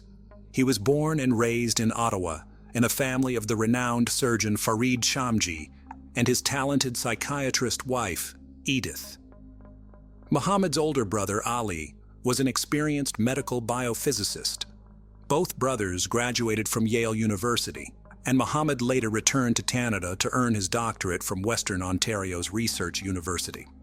Mohammed was also interested in the blonde, but initially, he made no effort to approach her. Ilana, however, fell for this tall, dark-skinned man at first sight and tried to attract his attention. Soon, Mohammed asked his colleagues for her number and sent her a message, and their relationship began to blossom. Ilana considered Mohammed a shy and modest man. He rarely took the initiative, felt uncomfortable on dates, jumped from topic to topic, or fell silent, appearing detached and introverted. Later, it turned out, these oddities weren't due to shyness, but rather a lack of interest. Mohammed was already seeing another woman, but for some reason, he kept this from his infatuated colleague. When Frick discovered the existence of a rival, she resolved to win over Mohammed and become his one and only. Their relationship was rocky during the first year, with the couple breaking up 3 times before rekindling, mainly due to Ilana's persistence. Her parents were aware of this and urged her to leave Mohammed, but she stood firm, believing she had found her one true love. Ilana often pampered her lover with gifts, made surprises, and brought him home-cooked meals. Mohammed seemed to just let himself be loved, readily accepting everything but reciprocating only occasionally. This one-sided game appeared to create an emotional dependence on Mohammed for Ilana. Unplanned pregnancy, wedding, and the beginning of a nightmare. In the summer of 2004, Frick informed her partner that they were going to have a child. This news came as a surprise to both of them, causing more anxiety than joy. Nonetheless, Mohammed, raised in a strict conservative Muslim country, felt compelled to follow tradition and marry the mother of his child before its birth. In early September that year, the couple had a wedding with 2 ceremonies. The first adhered to all cultural customs respected by the groom's family, and the second took place among the couple's friends at one of the trendiest restaurant complexes. The newlyweds seemed happy and in love, but no one could have imagined that their marriage would be the start of a nightmare that would end in tragedy. The couple moved into a spacious house in one of Ottawa's prestigious neighborhoods. In January 2005, they welcomed their first child, a daughter named Yasmina. Unfortunately, the birth of their daughter didn't strengthen their marriage.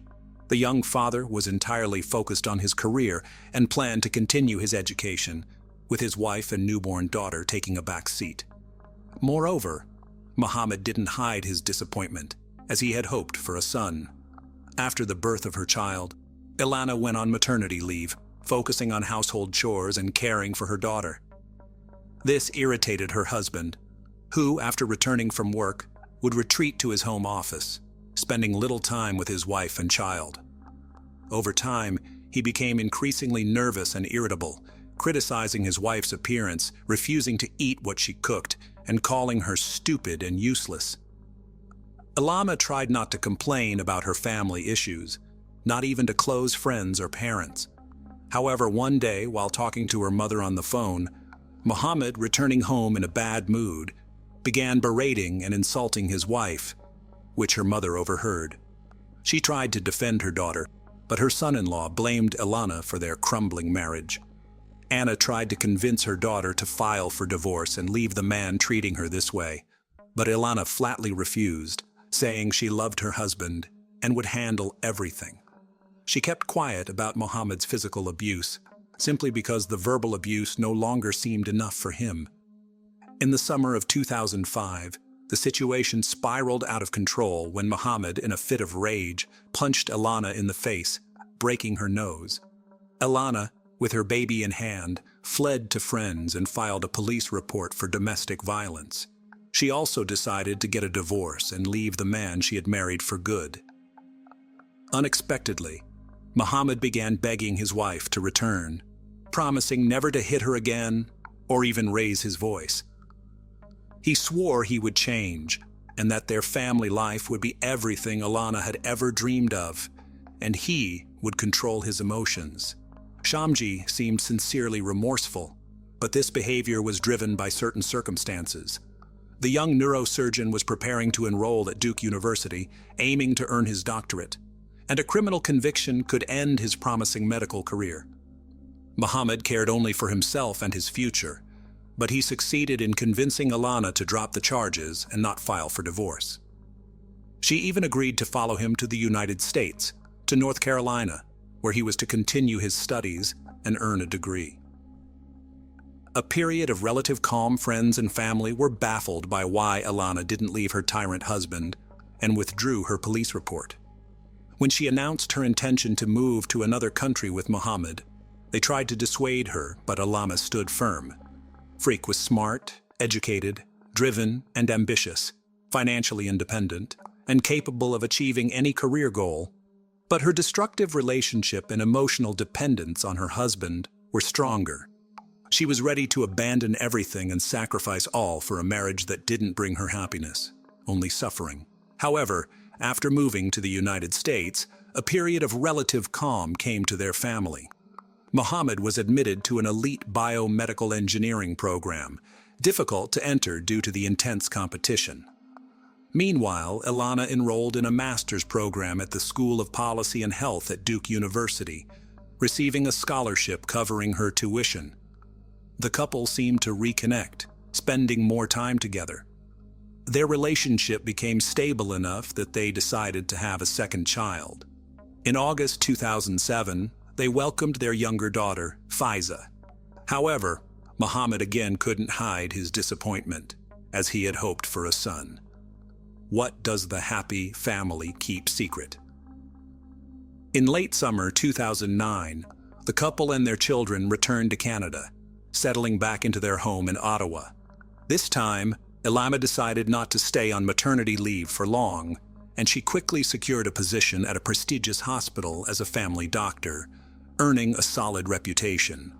Meanwhile, her husband balanced work, studies, and teaching at the university. In the late 2000s, social media was gaining popularity worldwide, and the couple started a personal blog, showcasing a seemingly ideal family in every sense. They posted photos of their travels, spoke about achievements in science, flaunted their luxurious lifestyle in a lavish home, attended prestigious conferences and trendy resorts, and spent time with friends at expensive restaurants. From the outside, they appeared to be a happy, successful, wealthy, and deeply in love couple with no problems. But their followers couldn't fathom what was hidden behind this facade. In reality, Muhammad again distanced himself from his wife, continuing to exert strict control over her. He carefully monitored who she interacted with, what she wore, and even checked her email and social media accounts. He openly criticized her appearance, style, and parenting methods. But Ilana preferred to remain silent about it. The tension and aggression from Shamji grew, with him yelling at his wife and blaming her for all their arguments and discord. In 2011, the talented neurosurgeon was offered a fellowship in spinal surgery at one of the largest medical centers in Calgary. He accepted the offer, but this time he went alone, leaving his family in Ottawa since Ilana couldn't leave her job.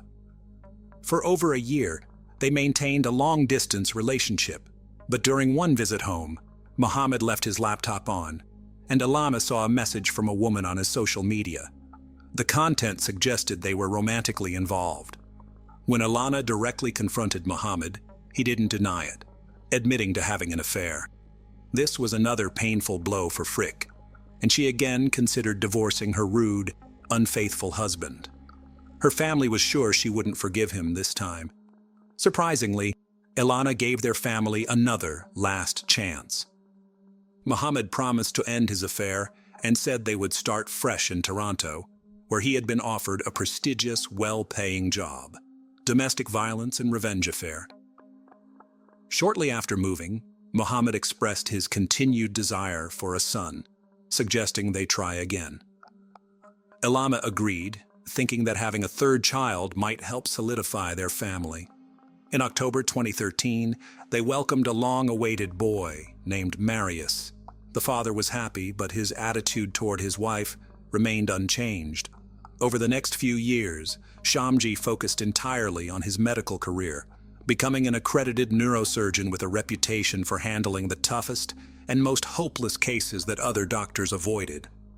Frick also advanced, becoming a delegate for the Ontario Medical Association. However, tension between the couple began to rise again. Muhammad didn't stop at rudeness and insults, but resumed hitting the mother of his children. During a family ski vacation, Ilana had a deep cut on her arm that required stitches, along with other injuries, but she claimed she hurt herself skiing. After returning home, Ilana confided in her best friend that all the injuries were inflicted by her husband following another argument over a newly discovered affair he had with a colleague. Ilana had overheard part of a phone conversation between Muhammad and his mistress, and when she asked him about it, he beat her. Her friend again suggested she divorce him, and when Ilana refused, joked that she should get a revenge affair. The women laughed, but the hurt wife might have thought it was a good way to get back at her cheating husband. The summer of 2016 was challenging. While the older kids were at camp and the youngest stayed with maternal grandparents, the couple's relationship completely fell apart. In early September, They celebrated their 12th wedding anniversary, sharing the news on social media. But a week later, they spoke of divorce. Muhammad refused, stating he was content, while a desperate Ilana had an affair with a colleague who had shown interest in her. She immersed herself in this new relationship, basking in the care and attention of another man, enjoying the long-forgotten feeling of being loved and desired. Did she run away with her lover, leaving her kids behind? On November 25, 2016, a heated argument broke out in the family when Elena told her husband that divorce was inevitable. The next day, she met with a divorce lawyer and then left for a 3-day medical conference in another city. During this time, Muhammad sent her messages, pleading with her to reconsider and save the marriage, at least for the children. On November 30th, Ilana returned home and made her final phone call to her parents. Her voice revealed some anxiety, but she assured them everything was fine. Later, it was discovered that she had tried calling the police that evening, but in her panic, misdialed one digit, leading to a tragic outcome. On December 1st, Anna couldn't reach her daughter, so she called her son-in-law to find out what had happened. Muhammad calmly told her that his wife had packed her bags in the middle of the night and fled to her lover, abandoning him and the children. Her parents didn't believe him, knowing their daughter would never leave her daughters and young son like that. They contacted a close friend of Alana's who lived nearby, asking her to discreetly watch the Shamji home while they took the first flight to Toronto and reported their daughter's disappearance to the police. Ilana's friend reported that her car was still in the driveway, which only heightened the family's concern. Upon arriving at their daughter's house, they found nothing immediately suspicious. But Muhammad was agitated, saying they had called the police unnecessarily and insisting that Ilana was with her lover.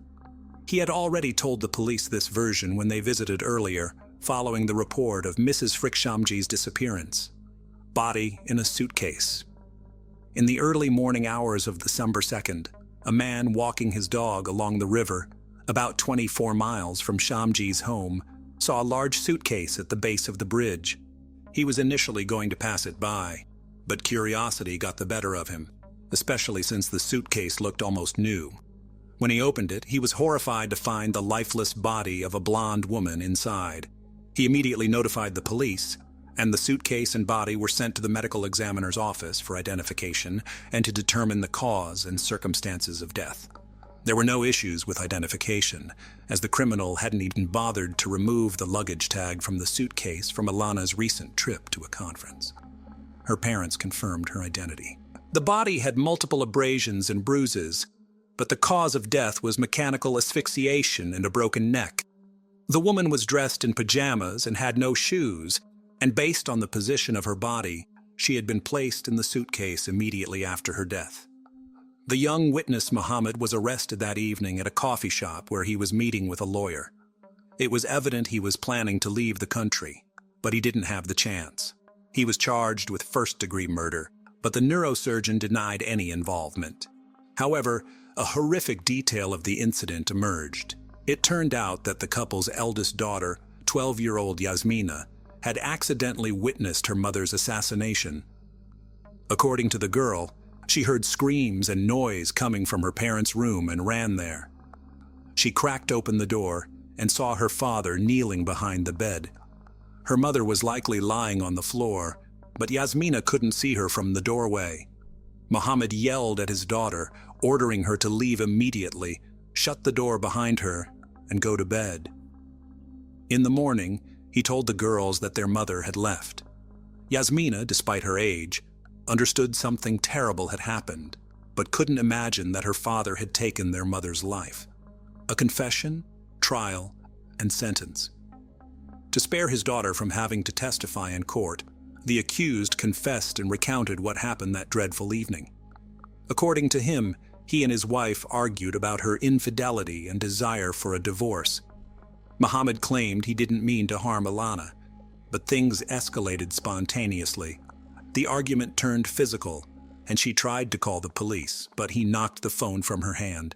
She began screaming, and Mohammed struck her multiple times in the face, then pinned her to the floor and strangled her with his hands. At this moment, their daughter walked in but couldn't see what was happening due to the bed. When Mohammed realized his wife wasn't breathing, he attempted to resuscitate her, but it was in vain, as in his rage, he had broken her neck. He then put her body in a large suitcase, loaded it into the trunk of his car, and drove around aimlessly for hours, unsure of what to do next. Upon reaching a small bridge over a river, he decided to throw the suitcase down, hoping the current would carry it away, making it impossible to find. However, in the darkness, he didn't see that the suitcase got stuck against the bridge's foundation. In fall 2017, while the trial of the criminal surgeon was underway, a new scandal erupted involving his father, Farid Shamji, who made disparaging remarks about his deceased daughter-in-law. He attempted to justify his son's actions, saying his wife had been unfaithful and provoked him. These comments led to an investigation into the elderly man, and his medical license was revoked. In April 2019, Mohammed was found guilty of second-degree murder and sentenced to life imprisonment, though with the possibility of parole in 14 years. Given the time served during the trial, he may be released as early as 2030. Moreover, Mohammed was forbidden from contacting his children or Alama's parents and ordered to pay them a large sum as compensation. He was also permanently stripped of his medical license. On December 20th, 2017, a press conference was held during which Mark Perez, special agent in charge of the Florida Department of Law Enforcement, announced a breakthrough in the disappearance of Mike Williams, a Tallahassee real estate appraiser who was originally presumed to have drowned while duck hunting on Lake Seminole on December 16, 2000, and was eaten by alligators. "Being here now, I can tell you what happened to Mike Williams," Perez said. "Mike Williams did not drown in the lake. He wasn't eaten by alligators. He didn't leave town and leave his wife and 18-month-old daughter behind. He was murdered. In the interest of the investigation, we cannot yet release details, but I am happy to report that this morning investigators notified the Williams family of recent discoveries in the case." Today's story is not only about love, betrayal, infidelity, and greed, but also about a mother's resilience. For 17 years and 4 days, Cheryl Williams, Mike's mom, disagreed that her son had drowned in Lake Seminole and pushed with tenacity for law enforcement to investigate her son's disappearance. She believed with all her heart that those responsible would be punished, believed even when no one else did. "I had two choices. He was alive or dead. I chose to believe he was alive, and I really think that's what helped me," Cheryl said on December 20th, 2017. "A lot of people called me crazy, but if I had given up, we never would have found him." The day before the press conference, Brian Winchester, a close friend of Mike and his wife Denise, who later married Brian, was sentenced to 20 years in prison. Mike's mother was right. Retribution came to those responsible, and ironically, they were the cause of the truth coming out. In 2000, Brian and Denise's affair, which began in 1997, turned into a murder. And years later, they went from lovers to strangers who didn't trust each other. Brian was very afraid that after the divorce, Denise would inform the police about what had happened to Mike, so he attacked her. Denise, on the other hand, went to great lengths to get him a life sentence.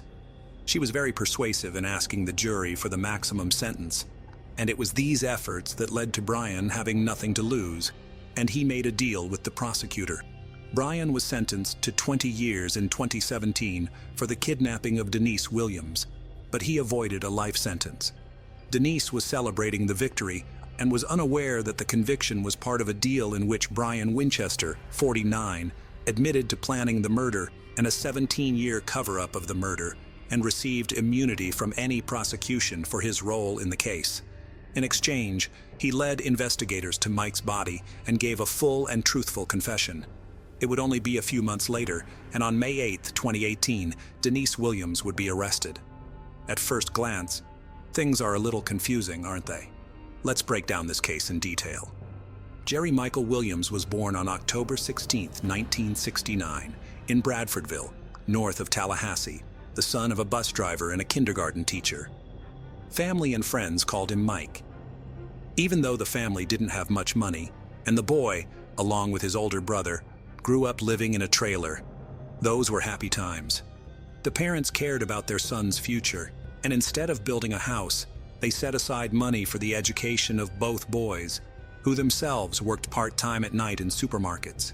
The sons enrolled in North Florida Christian High School. There, Mike excelled. He became student council president, played soccer, and was active in the Key Club. At the age of 15, Mike started duck hunting as a hobby and met Denise Merrill. The young lad was a soccer player and student council president. Denise was a cheerleader and council secretary, and they began dating. Friends thought they were a great couple. While still in high school, Mike became best friends with Brian Winchester, whom Denise introduced him to. Brian later had a friend, Katie Thomas, and the two couples remained friends for the rest of Mike's life. After high school, Mike attended Florida State University, where he majored in political science and urban planning. The lovers graduated together. Denise became a public accountant. Mike became a real estate appraiser. Mike proved to be a valuable worker. He often worked 15 hours a day, and of course his career took off. In 1994, the young, successful man married Denise. It was around this time that Brian married Kathy as well. All four of them continued to stay in close contact. Mike loved his wife dearly, strived to provide for their family as best he could, and had incredible energy. At the age of 31, Mike Williams achieved considerable success. As a real estate appraiser, he was earning nearly $200,000 a year. The couple was able to afford a home in a small, upscale neighborhood on the east side of town, and in 1999 became happy parents. They had a daughter, whom the couple named Ansley. Mike's friends told me that he was always prudent. Since the young man was engaged in quite risky activities, he wanted to be sure that in case of disaster, his family would definitely be taken care of. Not surprisingly, Mike turned to his best friend, who was working as an insurance agent at the time. Ryan sold him 2 insurance policies for $250,000 and later for $500,000. In 2000, Mike's father passed away. Williams was so stunned by this suddenness that, wanting to financially secure his own family, he again turned to a friend. Brian helped Mike to insure his life for $1 million. Thus, about 6 months before his disappearance, the life of the loving father of the family was insured for almost $2 million. According to Denise, on the morning of December 16, 2000, her husband woke up early to go duck hunting on Lake Seminole, a large reservoir connected to the Apalachicola River. It was the day of their 6th wedding anniversary, and the couple planned to celebrate the date at night in Apalachicola, a small town on the bayou. The wife and daughter waited for Mike at home at noon, but he never returned. Naturally, Denise became concerned and called her father, who in turn called Mike's best friend, Brian Winchester. Together with his father, Brian drove to Lake Seminole. There they found Mike's Ford Bronco car near the boat dock. But Mike himself was nowhere to be found. The men went around to all the places Mike liked to hunt, but couldn't even find the boat. So they decided to call the police. After investigators from the Florida Fish and Wildlife Conservation Agency were called, the search for Mike began. A few hours later, a helicopter pilot found the boat drifting about 225 feet from the boat ramp. A search of the boat turned up Mike's shotgun, still in its case. Apparently, he never got to use it. The search became a rescue operation. Locals believed that before the 3 rivers were dammed to form the lake, the reservoir was the site of an orchard. Thus, the lake got its name Stump Field, due to the many remaining stumps that protruded above and below the water level, requiring careful handling of any motorized boat in the area.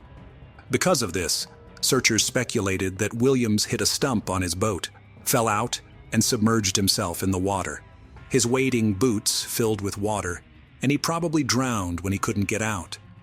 Several other agencies were called in to help, including a dive team from Montgomery, Alabama, and the Jackson County Sheriff's Office.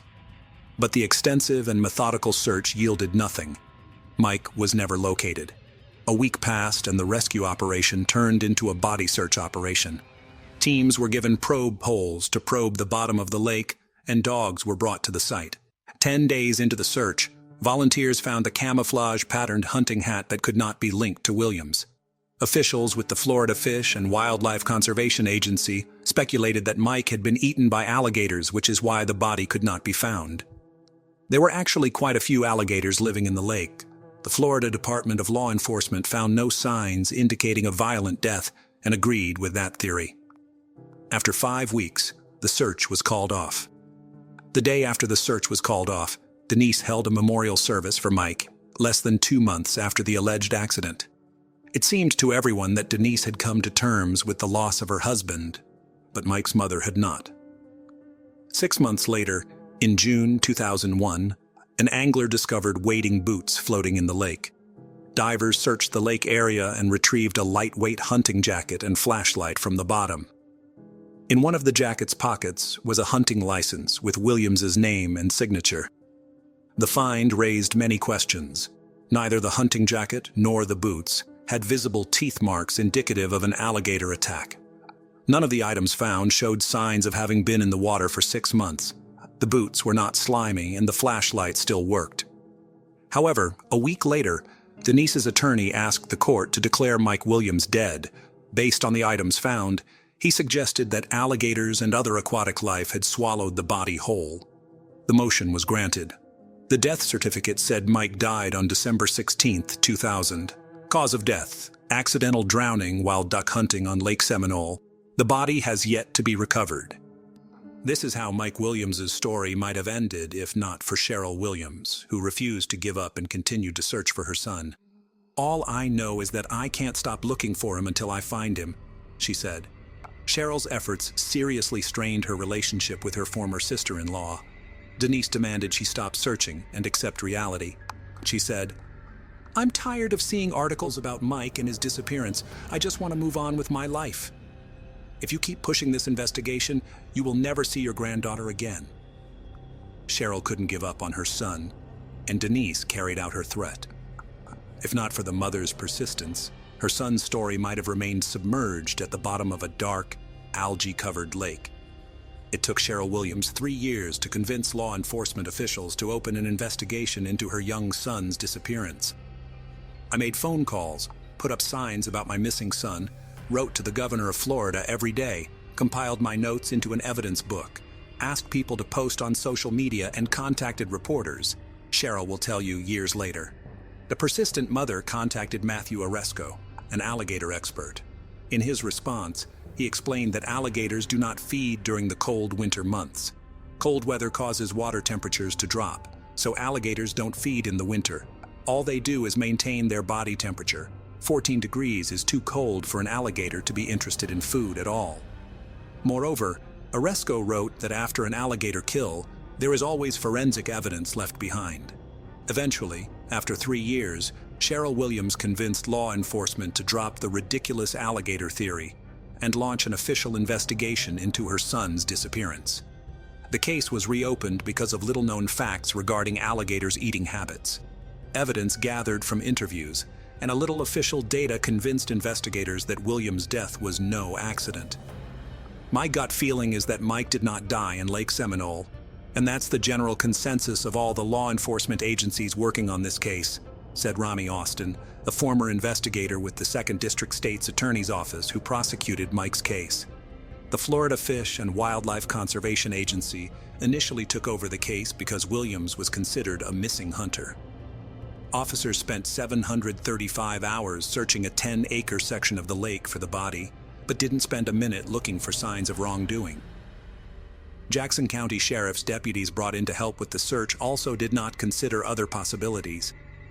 Investigators interviewed everyone involved in the search, and police officer David Arnett, who was present at the scene that day, years later said, "Some things immediately looked strange.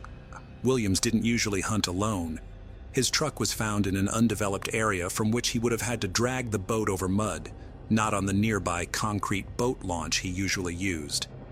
A terrible storm that night should have pushed the boat to the east shore, but it was found on the west shore. The boat's motor wasn't running, but it was full of gasoline. If Mike had been driving the boat and fell out of it, it would have continued to float in circles until it ran out of gas." Unfortunately, law enforcement began to doubt too late that they were dealing with a simple drowning. The crime scene had already been trampled by numerous volunteers and searchers. A car that could have served as a clue was taken by the family without any verification. Potential witnesses were missed. Denise Williams and Brian Winchester became suspicious to investigators because they learned that Winchester had divorced his wife Kathy and married Denise. They also learned of Denise's unexpected financial gain of nearly $2 million from her late husband's life insurance policy. Detectives determined that it was Winchester who sold the policy to Mike. They also found it strange that Denise, as Mike's wife, did not want to have anything to do with the investigation and tried to prevent Cheryl's activity, even forbidding the grandmother to communicate with her granddaughter. In 2005, the newly married couple were called in for questioning, which gave nothing new to the investigation.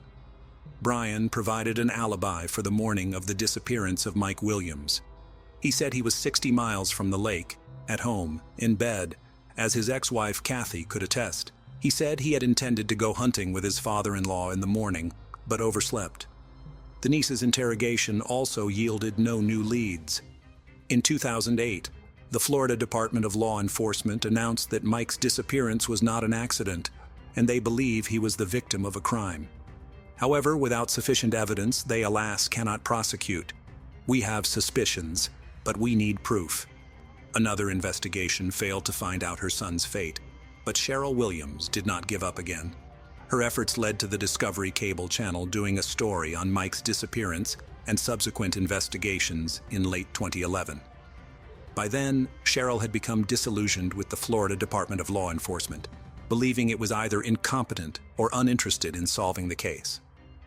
Beginning in 2012, Mike's mother wrote about one letter a day to the governor, Rick Scott, asking him to either assign the investigation to another agency or appoint a special prosecutor to do so. Cheryl sent 2,600 letters to the governor over 9 years. In 2012, Denise caught Brian cheating and they broke up. The following year, Denise filed for divorce. After a few more years, an appraisal of the former family home was to take place, after which even property issues would no longer bind them. This event was a turning point in Mike's case. Brian didn't want a divorce. Denise didn't want to continue the relationship. They were constantly fighting, and the Williams investigation was poking fun at them. Brian would call Denise, and she stopped returning his calls. He couldn't handle the stress level. On August 5, 2016, the day a real estate appraisal was due as part of a court order, Denise left her home to drive to work at Florida State University. While talking to her sister on the phone, she saw someone climb over the back seat of her car. It turned out to be Winchester. Brian pressed a loaded gun against Denise's ribs and told her to drive straight ahead. He said he had to do that because she wasn't answering his calls. Denise tried to calm Brian down, agreed with everything he said, and promised to give him a chance to save their marriage. Brian believed it. Denise assured him that she wouldn't go to the police and report what he had just done, and Brian got out of the car. As he got out, he took the brown sheet, plastic sheeting, bleach sprayer, and tools with him. It became clear that Denise had miraculously escaped death. Denise called emergency services. Brian was quickly arrested and charged with kidnapping, which is a first-degree felony in Florida and carries a life sentence as the maximum penalty. He was also charged with domestic violence and armed burglary. The court decided to keep Brian in custody without bail. Cheryl Williams expressed hope that this development will lead to the solving of her son's disappearance case. Brian is not going to let Denise run around alone with all that money, she told the New York Daily News. I pray that he will tell us what really happened. And Brian did tell, bargaining himself an extremely favorable deal with the prosecutor and avoiding a life sentence. At first, I think we were all doing really well. But I wasn't a good husband. Brian began his story. One day, I found a note in my first wife Kathy's purse and realized she was cheating on me. I wanted revenge. We often went to bars and concerts with Denise and Mike. I had been friends with Denise since high school. I was never really attracted to her. But after Kathy cheated on me, I started looking at other women differently. The affair between Brian and Denise began in October 1997. One-time drunken sex at a rock concert quickly escalated to frequent secret meetings. We started meeting at hotels during the workday. We met whenever we had the opportunity. Brian recounted, He did not want a divorce. Denise made it clear that she would never divorce her husband. Public opinion was important to her, and she did not want to share custody of her daughter. Over time, the affair became more than just meeting for casual sex. Denise and Brian thought of themselves as a couple, exchanging gifts and love letters. It became clear that they couldn't go on like this. They could not be without each other, and divorce was unacceptable to Denise. Her pious image was not to be harmed. Around this time, Mike almost died in a hunting accident. Brian saved him, and Denise suddenly saw a way out of the situation. After the deal with the prosecutor, Brian will reveal, the year 2000 prompted us to start talking about Mike and Kathy's death. Denise wanted it all on me, not her, and she wanted a scenario where it wasn't a murder but an accident. She wanted death to be left up to God. That way she could live with it. After considering various options, Brian and Denise settled on a boating accident. In doing so, they timed the murder so that they could get the maximum possible payout on Mike's life insurance policy. They both realized that Mike had to be killed before one of the 3 policies expired at the end of December 2000. The plan was in place. Brian called his friend to go hunting. He said he'd found a great spot on the shores of Lake Seminole. Mike expected to go there with Brian and return home by noon to celebrate his anniversary with his wife. I told him that we were going to go to a special place and that he absolutely had to bring his wading boots with him. I had to make sure he took them with him because it was believed that if you fell overboard in wading boots, you would drown very quickly. The plan was to make death look like an accidental drowning. Once Brian and Mike were in the water, Brian pushed Mike out of the boat, but instead of sinking, he grabbed onto the stumps and began to wade through them to the shore. Brian panicked. I didn't know what to do. Mike started calling loudly for help. I didn't know how to get out of this situation. I had a shotgun. I was panicking and I shot him in the head. I didn't think about what I was doing. Things didn't go according to plan, and I needed to cover up what happened. There was hardly any time left. I should have been back home by now and getting ready to go hunting with my father-in-law. No one knew I was at the lake with Mike, so I decided it would be best for me to drive home and pretend like I had overslept. I drove home and hoped that Kathy was still asleep. I entered the house as quietly as I could. Katie was asleep. My phone was on the floor. I went to bed, called my father-in-law, and apologized. Brian did everything he could to create an alibi for himself. Then he hid the body. Denise didn't know that Brian had shot Mike in the head and buried him. Brian tried to tell her, but she didn't want to listen. It was enough for her that her husband was gone. Denise wanted to go on living with the idea that it was God who kept him from swimming out and let him drown. According to Brian, they promised each other that neither of them would ever say anything. Denise and Brian justified what happened by saying that the main reason Mike was killed was because it was impossible for them to live together. We said the money was just the cherry on the cake, Brian would pronounce in court. Investigators learned that it was Brian who planted a hat, boots, flashlight, and license. First, he needed to keep searchers from leaving a lake, and afterwards he needed grounds to pronounce Mike dead so Denise could get insurance, since a recognition process usually takes about 5 years. The lovers managed it in just 7 months. Including Social Security and other benefits, Denise received about $2 million. On May 8, 2018, Denise Williams was charged with first-degree murder, conspiracy to commit murder, and accessory to a felony, which carried a life sentence. Denise pleaded not guilty to all 3 charges. In February 2019, she was sentenced to life in prison. 5 months later, Mike and Denise's daughter, Ansley, received all of her late father's assets and insurance money owed to Denise. In January 2020, Denise Williams appealed the conviction and life sentence. Her attorney argued before Florida's First District Court of Appeal that there was no evidence that she was involved in committing the murder. In November 2020, the murder conviction was overturned, but the 30-year sentence for conspiracy to commit murder was upheld. Denise is now in custody at the Florida Women's Reception Center. She will be 78 years old when she is released. Brian Winchester was transferred to Madison Correctional Institute in Florida to serve the remainder of his sentence. His current release date is set for July 30th, 2036. He will be 67 years old. Ansley, daughter of Mike and Denise, insists her mother is innocent and places the blame on Brian Winchester. She refused to speak to any media regarding the outcome of the case and her personal life. According to Cheryl and Nick, Ansley's uncle, they have not been able to connect with Ansley. Cheryl is very sorry that she has lost not only her son, but also her granddaughter. 22-year-old Brandon Gonsalves lived with his small family in Goregaon West. Now Goregaon West was becoming a crowded suburb in Mumbai city. Besides Gonsalves, his family only consisted of his mother and older sister. On December 19, 2016, like every day, Gonsalves went for a morning walk from his home to Ari Colony. Usually, he would return home within an hour after his stroll, but today he didn't come back until afternoon. Concerned, Gonsalves' mother Seema and older sister Kashma first called his friends because he had left his phone at home today. Despite contacting some friends, they couldn't find any information about Gonsalves. Now, the sun had already set, and night was slowly falling. Worried about their son, Seema took her daughter and went to the nearby Dindoshi police station to file a missing person report. Now, besides Gonsalves' family and friends, the police are also trying to find him. Meanwhile, the Dindoshi police station had distributed Gonsalves' photo to nearby police stations as well. However, amidst this, around 12:30 in the afternoon on December 22nd, a call comes to the nearby Ari police station. The caller reports that he has just seen a headless body. Upon hearing this, the police promptly rushed to the reported location in Ari Colony. Upon arrival, the scene they witness astonishes them.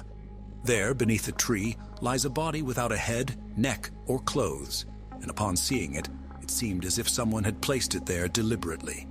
Now, witnessing this sight, the police cordoned off the area completely, not allowing any ordinary person to approach. Afterwards, the police began their investigation by first examining the area nearby. Just 20 meters away from the body, the police found the head and clothes stained with blood. Additionally, a few meters away from the body, the police also found some other items used in worship, such as a mirror, coconut, padukas, threads, turmeric powder, and kumkum powder, aka vermilion. Anyway, the police collected these items and sent the body to a nearby hospital for post-mortem. Subsequently, the files of missing persons were checked at the Ari police station, and the identification of this dead body was made with a boy named Brandon Gonsalves. As I mentioned earlier, the missing report of Brandon Gonsalves had been distributed to all nearby police stations by Dindoshi police.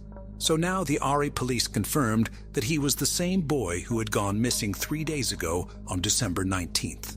Well, now Gonsalves' family is also informed, and thus the missing case of Gonsalves turns into a murder case. After this, as far as I have read, perhaps the police had to form 8+ teams to search for Gonsalves' killer, including a special team from the crime branch. But seeing the body of her only son in this condition, Gonsalves' mother Seema and elder sister Kashma were both in a terrible state of distress. So much so that when Seema saw her son in this condition, she fainted upon seeing the body. However, the police quickly began their investigation to find the culprits. On the other hand, some shocking details emerged in Gonsalves' post-mortem report. The post-mortem report stated that Gonsalves' tongue, voice box, skin from his right cheek, and even his entire neck were missing, with the neck bone intact. This means that someone had killed Gonsalves so brutally that even the small spine is fragment of our neck, the neck spine, was broken.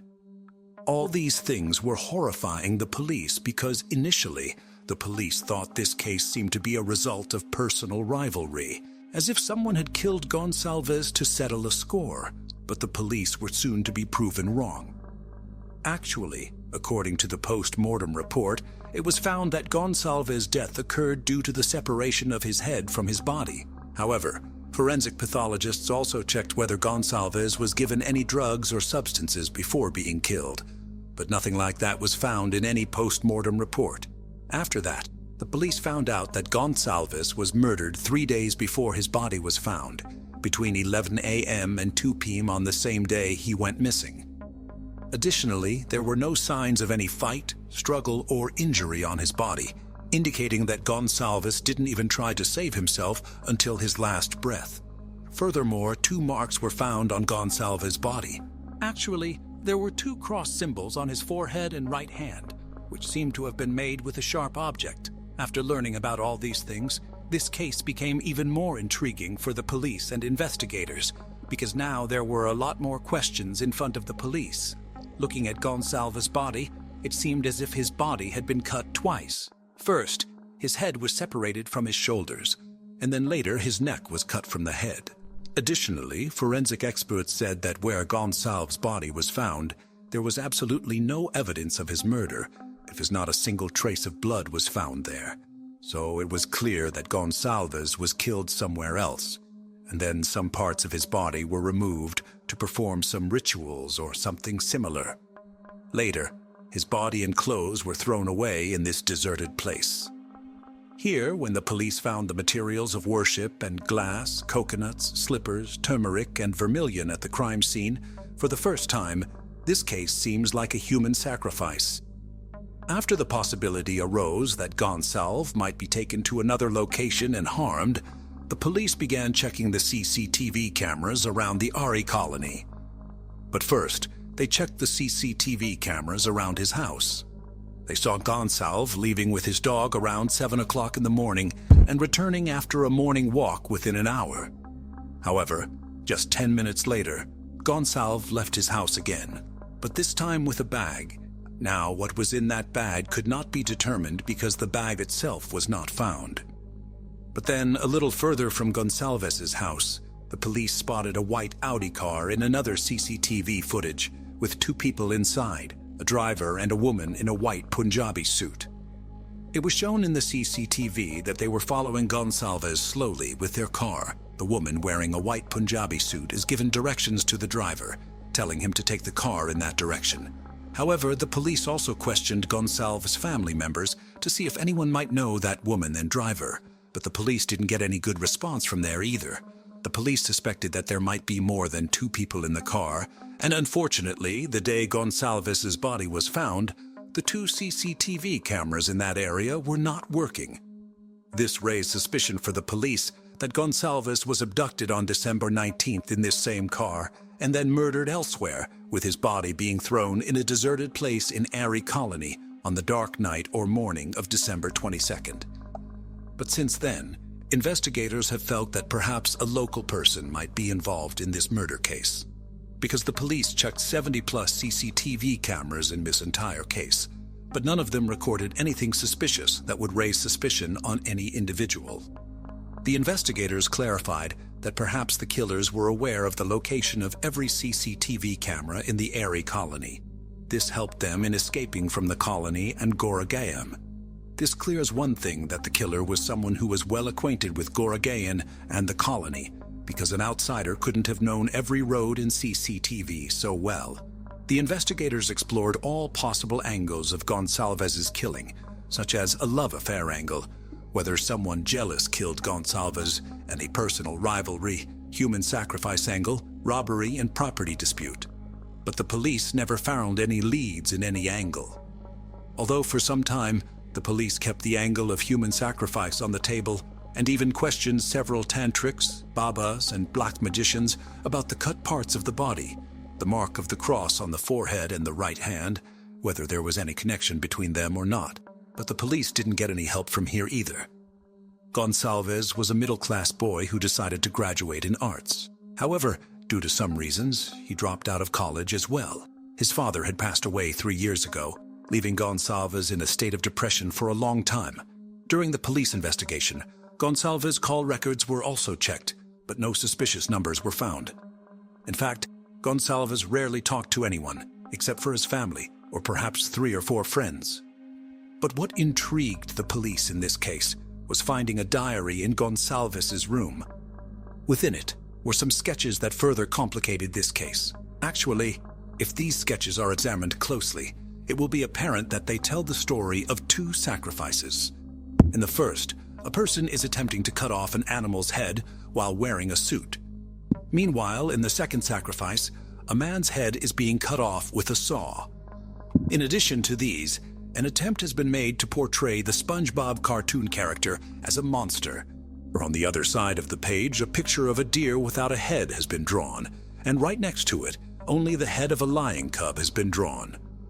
Furthermore, when the police went inside Gonsalves's house, they found a strange sign on a wall just behind the door, as if it were some sort of cult symbol. Now, what was even more surprising was that when the Mumbai police tried to recreate the crime scene with Gonsalves's dog, the startling thing was that Gonsalves's dog went straight to where Gonsalves's body was lying with a tree. After a while, his dog arrived at the spot where Gonsalves's body was found, just a few meters away. Among all the cases we've explained on this channel so far, this case was the weirdest, like how Gonsalves's dog somehow went to the places where his body was found.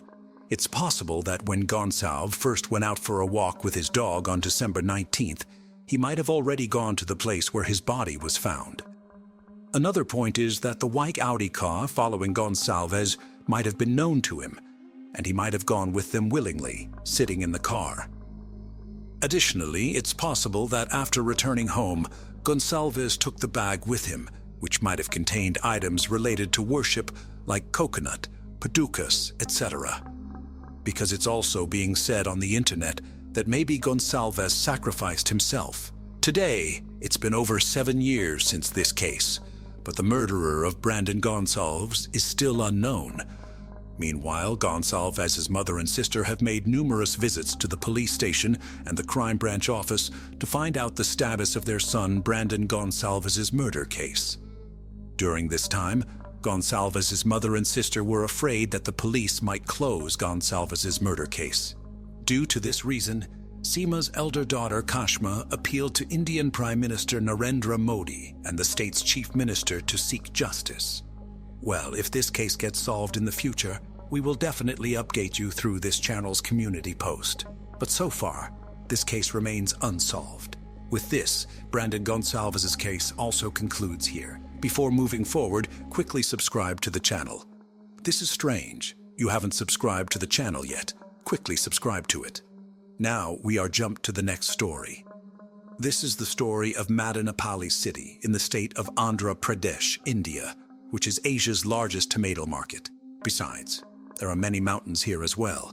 It was January 24th, 2021, around 8:30 p.m. on Sunday night in Madanapalli, when Dr. V. Purushottam Naidu, the head of the Naidu family, called his friend Raju and said on the phone, "Both my daughters are no longer in this world. Alekhya, 27, and Saidivya, 22, have both passed away, but there's nothing to worry about. Tomorrow morning, they will come back through reincarnation because the Kal Yuga is ending, and the Satyug will begin from tomorrow." Upon hearing this, Raju said to his friend Dr. Naidu, "Everything is normal at home? Speaking such language against your daughters doesn't suit you." In response, Dr. Naidu said, "No, Raju, I am telling the truth. In a while, both I and your sister-in-law will leave our bodies in Kal Yuga and be born again in Satyug." Upon hearing this, Dr. Naidu's friend Raju started feeling extremely restless. Consequently, he abruptly ended the call and within a few minutes arrived at Dr. Naidu's house. Raju reached there, knocked on the door, and just as the door was about to open, Dr. Naidu himself appeared, looking completely normal. But when Raju went inside and saw the scene there, his eyes widened in shock, because Dr. Naidu had spoken the truth. Lying on the ground in the prayer room of his house was the lifeless body of his 27-year-old daughter, Alekhya. She had completed her master's in Bhopal and now was preparing for the civil services. Her face was pale, and blood was oozing from various places. After this, Dr. Naidu took Raju to another room adjacent to the prayer room, where the dead body of his 22-year-old daughter, Saidivya, lay on the ground. She had been struck with a trident of Lord Shiva on her forehead, and a small brass pot placed in the prayer room was inserted into her mouth. The clothes were removed from both bodies, and they were wrapped in red cloth. Additionally, their hair was partially cut, and they were placed in front of the statue of Lord Shiva in the temple. They had scattered many worship materials around the bodies. However, despite seeing the bodies of their daughters, there was no sign of tension or sorrow on the faces of Dr. Naidu and his wife Padmaja. This behavior of his friend and his wife seemed very strange to Raju. Therefore, he bids them goodbye and leaves their house. However, instead of going home, he goes straight to the police station and tells the police the whole story of how these educated parents sacrificed their daughters. He also informs them about the mental condition of Dr. Naidu and his wife. However, the police were having little belief in Raju's story after hearing this strange tale. Because for the past year, Dr. Naidu and his family, who had been living in the new house in Madinapal, had earned quite a reputation in the city. Anyway, after that, the police station in charge, along with some officers, directly reached the Naidu family's house. When the police knocked on the door, once again it was Dr. Naidu who opened it, but seeing her husband's friend with him, Padmaja got very angry and started shouting at the police because they had once again disrupted their worship. Now, the argument between the police and the Naidu family had attracted neighbors from nearby. Now, as soon as the police entered the house and saw what was inside, they too were astonished. Later, after hearing Raju, the police realized that it was a case of superstition. Although Mr. and Mrs. Naidu repeatedly tried to convince the police that both their daughters would return to life before sunrise tomorrow, they were just saying that they only need a day's time, and tomorrow morning both our daughters will come back to life. Then you all will be surprised. But the police knew that both girls were dead, so how could they come back to life? Therefore, Mr. and Mrs. Naidu were first explained with great difficulty. But when they still didn't understand, the police showed some firmness and took both of them to the police station. Afterwards, a forensic team was called in to investigate the crime scene.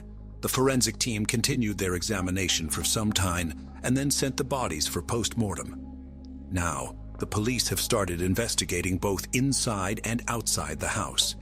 Here, the police learned from neighbors of the Naidu family that someone from the family used to go out daily to buy something, but for the past 3 days, no one has come out of the house, nor has anyone gone inside, not even the maid who used to clean the house, as these people did not even call her. After that, the police directly approached the maid, who told them that 3 days ago, she was told by the Naidus that we are going to perform a special worship in the house for 3 days, and until we call you, do not come to work at the house. On the other hand, upon checking both girls' social media profiles and bookshelves inside the house, the police found out that Alekia highly respects Indian philosopher Osho. On his social media posts, Osho's name appeared repeatedly, indicating that he was one of Alekia's favorite people. Additionally, beside Alekia's dead body, was a book by the spiritual guru Meher Baba. Besides, pictures of Shri Sai Baba, Meher Baba, and Osho were plastered all over their house. Furthermore, neighbors often heard prayers and tantric chants from their house, and several times they saw some swamis entering the house. On the other hand, what was surprising was that just a few days before the murder, Alekia posted twice on her Instagram. In one post she wrote, "Work is done," and in the second post, "Shiva is coming." Well, only Dr. Naidu and Padmaja, who were present in the custody, could reveal the truth behind this. However, controlling Padmaja was proving to be extremely difficult for the police. But before the custody, when the police were taking both husband and wife for a COVID test, Padmaja started saying, "I am Shiva myself. Because of my body particles, COVID has spread everywhere. It did not come from China."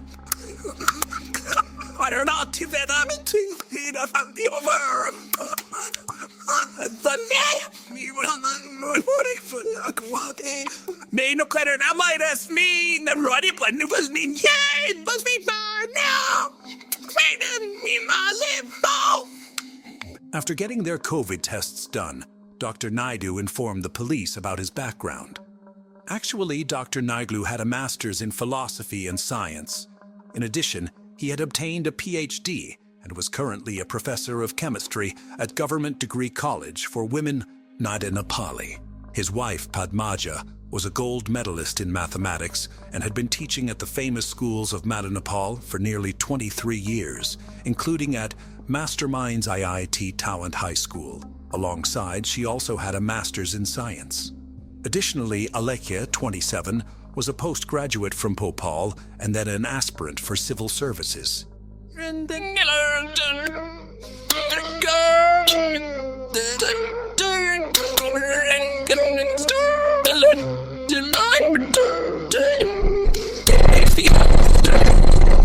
Furthermore, Saidivya, a 22-year-old, was training at the A.R. Rahma Music Conservatory in Mumbai after completing her Bachelor of Business Administration course. However, due to the lockdown, both of them had to return home. You might also wonder why, with such educated family members, these individuals attempted suicide. You'll find the answer by the end of the video. Afterwards, Alekhya picked up Lord Shiva's trident from the temple and thrust it into her sister Divya's forehead. Then a copper vessel was placed in her mouth. Following the death of her younger sister Divya, Alekhya told her mother that now she had to kill her. As a result, Padmaja struck Alekhya on the head with a dumbbell kept in the house. Consequently, Alekhya also died shortly thereafter. After killing both their daughters, both the husband and wife wandered around their bodies for quite some time. Now, because of the insistence of the wife and daughter, it was Dr. Nayudu's turn. Perhaps out of fear, he called his friend and told him the whole matter, and if he hadn't made that call, perhaps neither of them would be in this world today. However, due to this, Padmaja scolded her husband, Dr. Nayudu, a lot, saying, "You are a coward. Because of you, our secret got out, and our daughters couldn't come back." After seeing all this, it was finalized in this case that due to mental illness, all these family members had planned this, and it was revealed from a psychiatrist's source that their entire family was dealing with a rare disorder called shared psychotic disorder. Actually, in this disorder, more than two people who are in close relationships have a similar way of thinking. And it's because of this disorder that Alekhya and Saidivya are no longer in this world today. In this double murder case, Alekhya had a Canadian friend who told the print media that he couldn't believe for many days that Alekhya could do such a thing. After questioning on Monday evening, funeral of both these girls were performed, and permission for this was given only to Dr. Nayudu, while the girl's mother, Padmaja, was not allowed to participate for some reasons. In my opinion, in this case, Saidivya and Dr. Purushottam Nayudu seem innocent to me.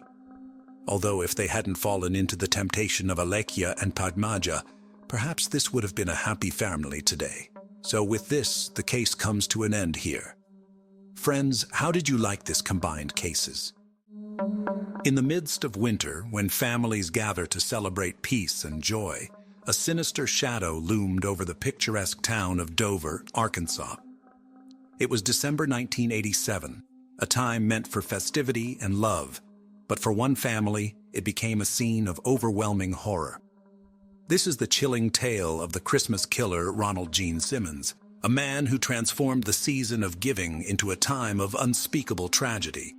But what leads a person to destroy what they once cherished? What darkness lies within the human mind that can turn a father into a monster? From decorated war hero to a man convicted of the worst family massacre in American history, we'll delve into the depths of a mind clouded by secrets and rage, where the line between protector and predator became fatally blurred. To understand the mind behind the massacre, we must journey back to the origins of Ronald Gene Simmons. His story begins not with violence, but with a seemingly ordinary life, marked by service and family. Ronald Gene Simmons was born on July 15, 1940, in Chicago, Illinois. His father died of a stroke when Ronald was 3. His mother got married again in less than a year to a civil engineer for the U.S. Army Corps of Engineers, who was transferred to Arkansas.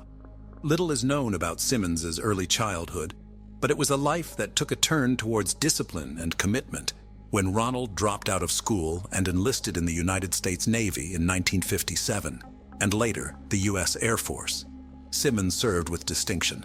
Over a 22-year career, He received several commendations, including the Bronze Star Medal, the Republic of Vietnam Gallantry Cross, and the Air Force Ribbon for excellent marksmanship.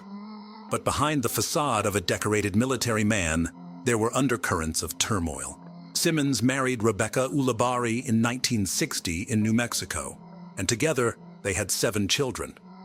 However, the veneer of a normal family life was shattered in 1981 when allegations emerged that Simmons had been the assaulting his 15-year-old daughter, Sheila, and had fathered a child with her.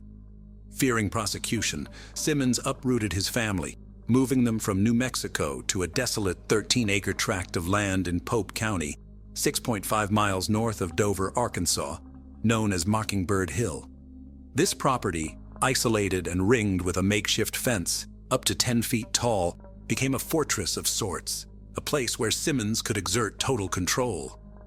The residents didn't have a phone or indoor plumbing. But what was it that drove a man of discipline and service to the edge of such darkness? Was it the fear of losing control over his family, the desperation to conceal his illicit acts, or something deeper, a more sinister aspect of his psyche yet to be revealed? The facade of the family man began to crumble, revealing a tyrannical figure, ruling his household with an iron fist. The family, once a symbol of joy and unity, became prisoners in their own home. This descent into tyranny was but a prelude to the horror that would unfold, unraveling the chilling transformation of Ronald Gene Simmons from a respected military man to one of the most notorious mass murderers in American history. In November 1979, Simmons retired from the Air Force and military service. He did some low-paying jobs in the nearby town of Russellville, Arkansas. He worked as an accounts receivable clerk at Woodline Motor Freight, but had to resign after multiple reports of inappropriate sexual advances. He worked for about a year and a half at a Sinclair mini-mart, but had to quit on December 18, 1987, because of low wages. 2 of the elder children, Billy and Sheila, had moved out, got married, and started their own families. So by the time of the murders, there were only 7 people living in the house. The calm of the holiday season in 1987 was shattered in Dover, Arkansas, by a series of heinous crimes. Ronald Gene Simmons' descent into murderous madness began shortly before Christmas, on December 22nd. The Simmons family home, once a haven of domestic life, turned into a chilling stage for an unthinkable act. Ronald Gene Simmons, armed with a .22 caliber pistol, commenced a killing spree that would become the worst family massacre in American history.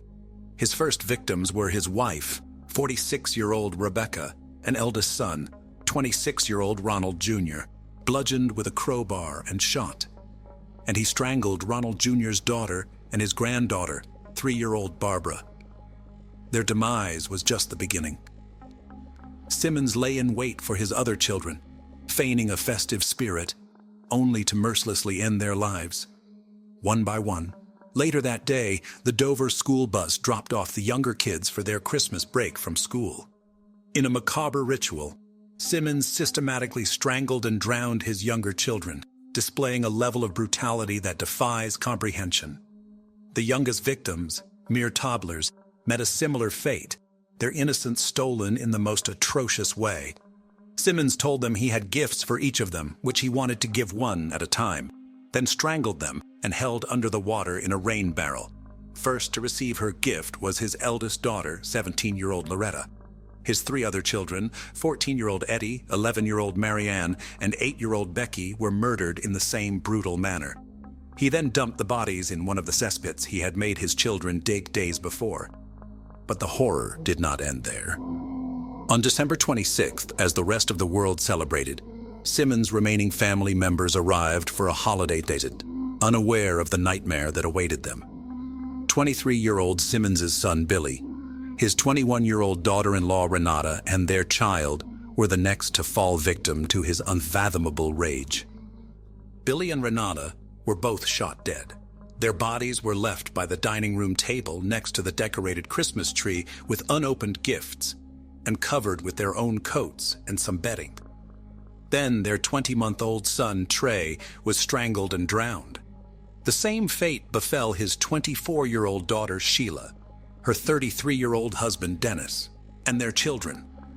Simmons strangled his and Sheila's child, 6-year-old Sylvia, and finally, his 21-month-old grandson Michael. The bodies were meticulously laid out, a grim tableau that defied any sense of humanity. He then covered their bodies with coats. Sheila's body was laid on the dining room table and covered with Rebecca Simmons' best tablecloth. He wrapped the bodies of Trey and Michael in plastic sheeting, and they were left in abandoned cars behind the Simmons home. Simmons then embarked on a chillingly ordinary series of errands, his actions a stark contrast to the carnage he had just inflicted. He drove to a Sears store in Russellville to pick up Christmas gifts previously ordered for his family. That night he went out for a drink at a local bar. When he returned home, he spent the night and the next day drinking beer and watching television surrounded by the dead bodies of his family. On December 28th, the killing spree spilled over into the town of Russellville. In the morning, Simmons drove a car that had belonged to his son, Ronald Jr., to a Walmart in Russellville and purchased a second firearm. Fueled by a mix of revenge and rage, Simmons targeted those he felt had wronged him. The violence was indiscriminate, claiming the lives of acquaintances and strangers alike. His former workplace, a law firm, became the stage for his continued rampage. 24-year-old Kathy Kendrick, a secretary who had rebuffed his advances, was his first victim. She was fatally shot. The brutality continued at the Taylor Oil Company, where he shot and wounded the 38-year-old owner Russell Taylor, who was also the owner of Sinclair Mini Mark, from which Simmons had recently resigned. He also killed a complete stranger in the building and shot at another employee before exiting the building, but missed. In Sinclair Mini Mart, Simmons shot and wounded 2 more people. He then shot his former supervisor, 35-year-old Joyce Butts, twice, and wounded her in the office of Woodline Motor Freight. She survived and testified later that Simmons had yelled at her during a previous argument about wages. The entire rampage lasted 45 minutes. 2 people were killed and 4 wounded. Simmons' final act was as perplexing as it was chilly. He said to the secretary in Woodline Motor Freight, "I just wanted to kill Joyce. Just Joyce. I've gotten everybody who wanted to hurt me." Simmons surrendered to police without resistance, his spree of violence concluding as abruptly as it had begun. But the most heinous of his crimes were yet to be discovered. Simmons sat silently in his cell and stared at the wall. He refused to speak to investigators or even his attorneys. He didn't say a word during the interrogation. But when he was asked about his family, Simmons' eyes got red and started to well up. His lips started to quiver. The police got suspicious. They couldn't reach his family, so 2 officers drove to the isolated home. The investigation began on the chilling grounds of the Simmons family home. Here, detectives encountered a scene that defied belief. Family members' bodies laid out with a chilling meticulousness. It was a tableau that spoke volumes about the mindset of the killer. In the aftermath of this unprecedented massacre, questions swirled. What drove a father, a husband, a war veteran, to commit such unspeakable acts against his own family and community? And what can we learn from this tragedy to prevent such horrors in the future? In the wake of the horrific murders committed by Ronald Gene Simmons, law enforcement faced the daunting task of piecing together a puzzle that spanned both family tragedy and public rampage. As the probe widened to include Simmons' subsequent attacks in Russellville, the challenge for investigators was to understand the connection between the family murders and the seemingly random acts of violence that followed. The evidence gathered was overwhelming. Firearms, witness testimonies, and Simmons' own actions painted a picture of a man who, after committing an unspeakable act against his own family, sought to extend his vengeance to those he perceived had wronged him in the wider community. In a case that stunned even seasoned investigators, the question wasn't just who had committed these crimes, but why. What drives a man to annihilate his family and lash out at the world around him? The arrest of Ronald Gene Simmons brought an end to the immediate threat, but it was just the beginning of a quest for justice and understanding. The prosecution's task was to unravel the mind of Simmons, to present a narrative that could make sense of the senseless. As the investigation progressed, more disturbing details emerged. Allegations of abuse, control, and a life led under the tyranny of Simmons became the focus. Each piece of evidence added another layer to the dark portrait of a man who had lived a life of deception and brutality. In the courtroom, the full extent of his crimes would come to light, bringing some answers, but also leaving haunting questions about the nature of evil. What kind of man lurked behind the annihilation of his family and terrorizing a community? Simmons' life was marked by strict discipline and control, traits honed during his military career. But beneath the surface of this structured exterior lay a tumultuous inner world. Allegations of sexual assault within his family suggest deep-seated pathological behavior. Experts in criminal psychology often point to a history of abuse, either experienced or perpetrated, as a significant factor in the development of violent behavior.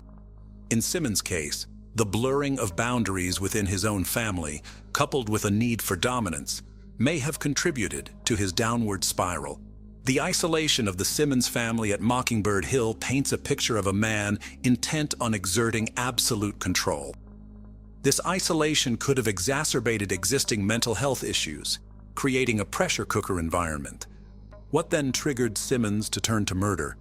The possibility of his wife seeking a divorce might have been the tipping point, challenging his authoritarian hold over his family.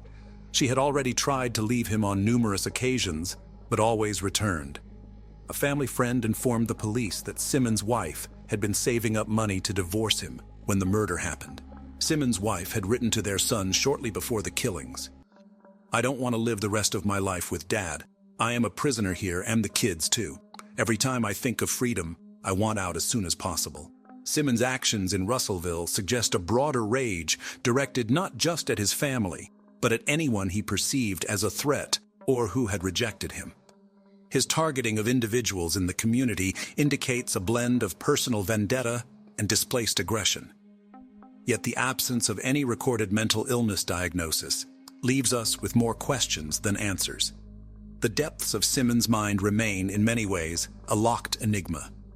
Could this tragedy have been averted? In exploring these questions, we confront the unsettling reality of how little we sometimes know about those closest to us. After the chilling massacre by Ronald Gene Simmons, the wheels of justice began to turn, bringing us to a courtroom where the grim details of his crimes would be laid bare. After a psychiatric evaluation, it was determined that he was sane and capable to stand trial. Simmons' trial was a focal point of national attention, a legal battle to seek justice for the unprecedented atrocity he had committed. The proceedings were swift, reflecting the urgency of a community seeking closure. In May 1988, Simmons stood trial for the murders outside his family, specifically the killings of Kathy Kendrick and Jim Chaffin. The evidence presented was overwhelming, leaving little doubt about Simmons' guilt. Simmons, who had acted with such brutality, now faced the consequences of his actions in a court of law. His demeanor in court was reported as defiant, a stark contrast to the calculated coldness of his crimes. On May 12, 1988, the verdict was delivered. Ronald Gene Simmons was found guilty and sentenced to death by lethal injection, plus 147 years. Remarkably, Simmons himself requested that no appeal be made on his behalf, saying, "To those who oppose the death penalty, in my particular case, anything short of death would be cruel and unusual punishment. Because of this, he had to be separated from other prisoners on death row. His life was in danger, as they believed Simmons' refusal to appeal his death sentence was jeopardizing their prospects of escaping their own executions." The second trial for the murders of his 14 family members began in February 1989. Here, the prosecution delved into the harrowing details of the family massacre, painting a picture of a man driven by control and rage. During the trial, a shocking moment unfolded. Simmons lashed out in court, punching the prosecutor and attempting to seize a deputy's gun, an act that only added to his infamy. This happened after Simmons' letter to his daughter Sheila was introduced, in which Simmons said, "You have destroyed me, and you have destroyed my trust in you. I will see you in hell." After she had disclosed that he was her child's father to the police. On February 10, 1989, Simmons was found guilty of 14 counts of capital murder. The judge, undeterred by Simmons' outburst, handed down another death sentence. This rapid succession from trial to sentence was unprecedented, reflecting the severity of the crimes. The execution warrant for Simmons was signed by Arkansas Governor and later President Bill Clinton on May 31, 1990. All visitors, including legal counsel and clergy, were refused by Simmons. On June 25th, he died via the fatal injection method he had chosen in the Cummins unit. This was the shortest period from sentence to execution to death in U.S. history since the death penalty was reinstated in 1976. His last words were, "Justice delayed finally be done is justifiable homicide." Nobody claimed his body, and he was buried in a common grave in Lincoln County, Arkansas. As we reflect on the legal proceedings against Ronald Gene Simmons, we are left to ponder the balance between justice and understanding. The case of Ronald Gene Simmons is a stark reminder of the potential for hidden dangers within our own homes, and it's crucial to recognize early warning signs. FBI profilers and psychologists suggest vigilance for certain behaviors, patterns of control, isolation, and abuse within a family. These can often be precursors to more violent actions. In cases like Simmons, where the perpetrator isolates the family, the intervention of external agencies becomes critical.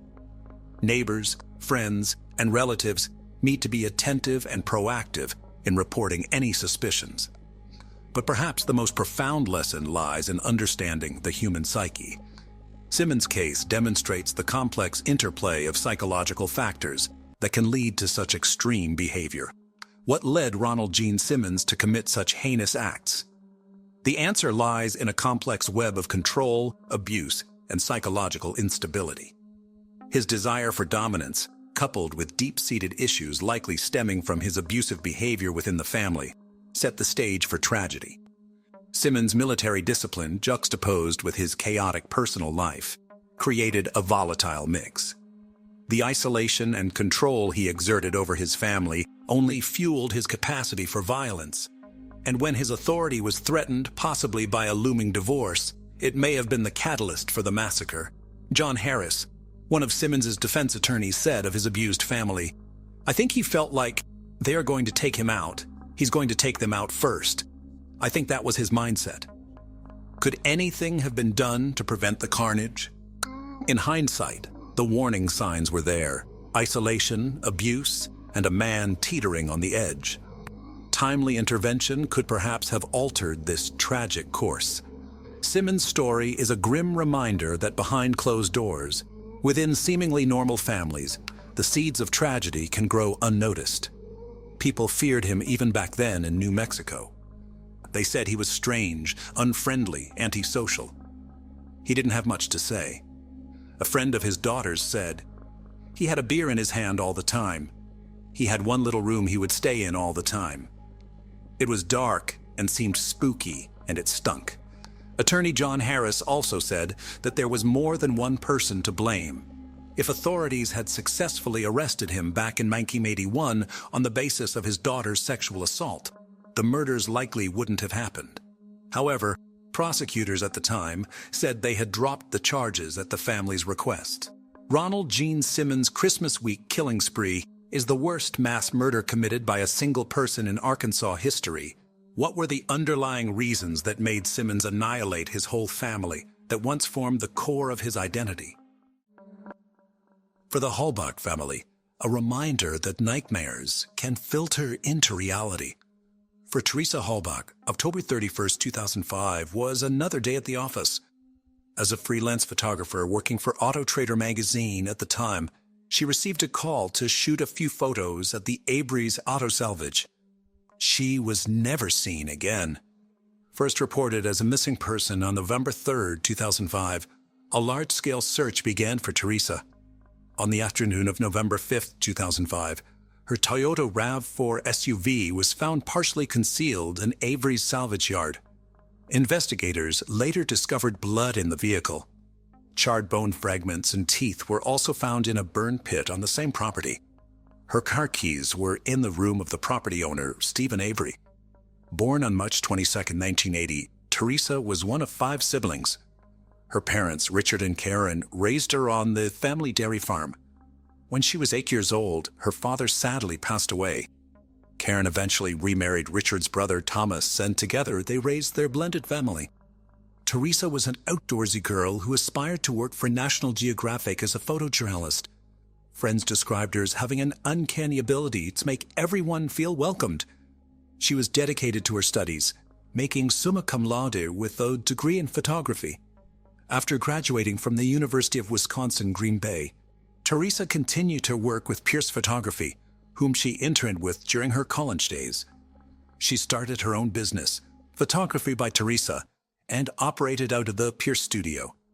She traveled extensively, and to supplement her income, she took on freelance jobs for Auto Trader magazine, taking pictures of vehicles that were put up for sale. It was this job that led to her untimely death. All the evidence found pointed to one person, Stephen Avery. Avery had contacted Teresa to set up an appointment to take pictures of his sister's minivan. According to records, she was last seen at 2:30 p.m. that afternoon. This was later confirmed by Stephen's nephew, Bobby, who told police he saw the car enter the salvage yard. Avery was initially charged with a weapons violation as a convicted felon. On November 11, 2005, he was formally charged with the murder of Teresa, kidnapping, sexual assault, and mutilation of a corpse. The blood found in the SUV proved a positive match for Avery's.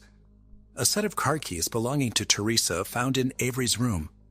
All the while, Avery maintained his innocence, alleging the police were trying to frame him. He was in the middle of a civil lawsuit with Manitowoc County for $36 million. Stephen Avery, born July 9, 1962, is a Manitowoc County native, raised in Wisconsin alongside his 2 brothers, Charles and Earl, and sister Barbara by parents Dolores and Alan. He dropped out of high school with reports suggesting he had an IQ of 70. Stephen was no stranger to the law. In 1981, he served 10 months in jail following the burglary of a bar.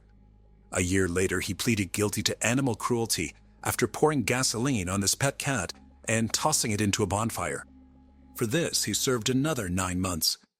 In 1985, he threatened his cousin Sharon Morris by forcing her off the road and thereafter pointing a gun at her. He later alleged that he wanted her to stop spreading rumors. She'd filed a report alleging that he exposed himself on several occasions and was masturbating in the front yard. Although he received a 6-year sentence for his crime, he was granted bail and released. However, it was a case of mistaken identity that had him locked away for nearly 2 decades. Penny Bjornston reported that she'd been walking along a beach near 2 rivers when she was attacked and assaulted on July 29, 1985. Police believe the description she gave had a striking resemblance to Avery. She went on to choose his photo during an interview with police and later picked him out during a suspect lineup. He was arrested and charged with the attack on Bjornston. A state-appointed forensic official claimed that a hair found on Avery's shirt was consistent with the victim's. This evidence led to his conviction in December 1985. All this despite a staggering 16 witness testimonies and a time-stamped receipt to prove his whereabouts at the time of the assault. Stephen was convicted of rape and attempted murder and sentenced to 32 years in prison. Avery maintained his innocence and appealed in both 1987 and 1996. Both appeals were denied by the higher court. In 2001, though, Stephen made contact with the Wisconsin Innocence Project. The organization took on the case, and in 2002, Stephen was exonerated after DNA evidence proved he was innocent.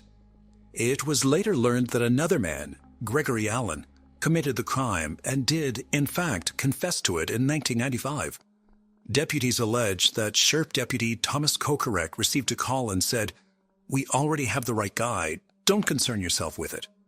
Allen and Steve bore a striking resemblance. Allen also committed a similar crime in the same area that Bjornston was attacked and was under police surveillance, but he was not considered a suspect. Allen was not even called up as a suspect in the lineup. After 18 years, Stephen walked out a free man on September 11, 2003. He then went to file a civil lawsuit against former Sheriff Thomas Korkorek and former District Attorney Dennis Vogel to the tune of $36 million. His freedom, however, wouldn't last long. When Teresa was reported missing, searches were conducted in the salvage yard. This was the place she had last been seen, as confirmed by Stephen's nephew, Bobby Gassi. Stephen claimed that he'd spoken to Teresa when she came by to take the photos, and then she left. Apart from the bone fragments, SUV, car keys, and blood found in the car, a bullet with Teresa's DNA was discovered in the garage. While incarcerated for Teresa's murder, Stephen's lawsuit was settled in February 2006, and he was paid a mere $400,000. While in jail, Stephen's younger nephew, Brendan Dassey, was also questioned in relation to the murder. Brendan, who was 16 years old at the time of the murder, was interrogated by police without parental supervision or a lawyer being present. Brendan confessed to investigators that he and Stephen first assaulted Teresa before murdering her. They then burned her body to destroy evidence. I go down to put apple say, Tadeo, Polly, where? Alith, so. He was charged in March 2006 as an accessory to the murder. He later recanted his statement, claiming that he'd been coerced by detectives. Brendan was charged with the same crimes as Stephen, although there was no physical evidence linking him to the crime scene. Stephen was convicted in March 2007 and sentenced to life in prison without the possibility of parole. Later that same year, Brendan too was found guilty and given a life sentence with the possibility of parole in 2048. But there was not to be a cut-and-dry solution to the murder. The conviction sparked controversy. It was a sensational case. Stephen was the first of the Innocent Project's 174 exonerated convicts to be charged with a violent crime after being released. This caught the interest of aspiring filmmakers Laura Ricciardi and Moira Demos. Making a Murderer premiered on Netflix in 2015 and created a media maelstrom. The documentary, which took 10 years to research and produce, profiled the case of Steven Avery. The series chronicles the case timeline, beginning with Stephen's wrongful conviction in 1985 and subsequent exoneration, civil lawsuit against the Manitowoc County, and the arrest of Stephen and Brendan in regard to the murder of Teresa Halbach. It received both praise and criticism from critics and those directly involved with Teresa's case. The story caused on an international level has driven to division in public opinion. A petition to have Stephen and Brendan pardoned was drawn up and sent to the White House. It garnered over 128,000 signatures, but still failed to make any impact. The White House stated, as the convictions were made in a state court, the president had no authority to pardon either defendant. There are those who firmly support the innocence of Stephen and Brendan. These include his immediate family, who have supported him and also pray for the real killer of Teresa to be found. Sandy Greenman, Stephen's ex-fiancée, is one such person. Greenman has been his avid supporter, going as far as to start a Facebook page to garner support and give exposure to the case. She described him as a model inmate. Greenman stated that people take a perverse pleasure in tainting Stephen's name. People like to say Steven Avery has been violent all his life, which is not true, she said. Most notably, though, was the support offered by Kim Kardashian. The socialite has been using her influence to advocate for a fair justice system. Having come across the case on a social media site, her interest was piqued. Although she has made appeals to the governor, even her level of influence has no sway. However, she hasn't given up and hopes to seek justice for both Stephen and Brendan. The other half feels Stephen is where he belongs. On that side of the coin is Jody Stokowski, another ex-fiancée. Jody initially pledged her support in Stephen's innocence during the documentary. Afterwards, she alleged that she had lied and it was all an act.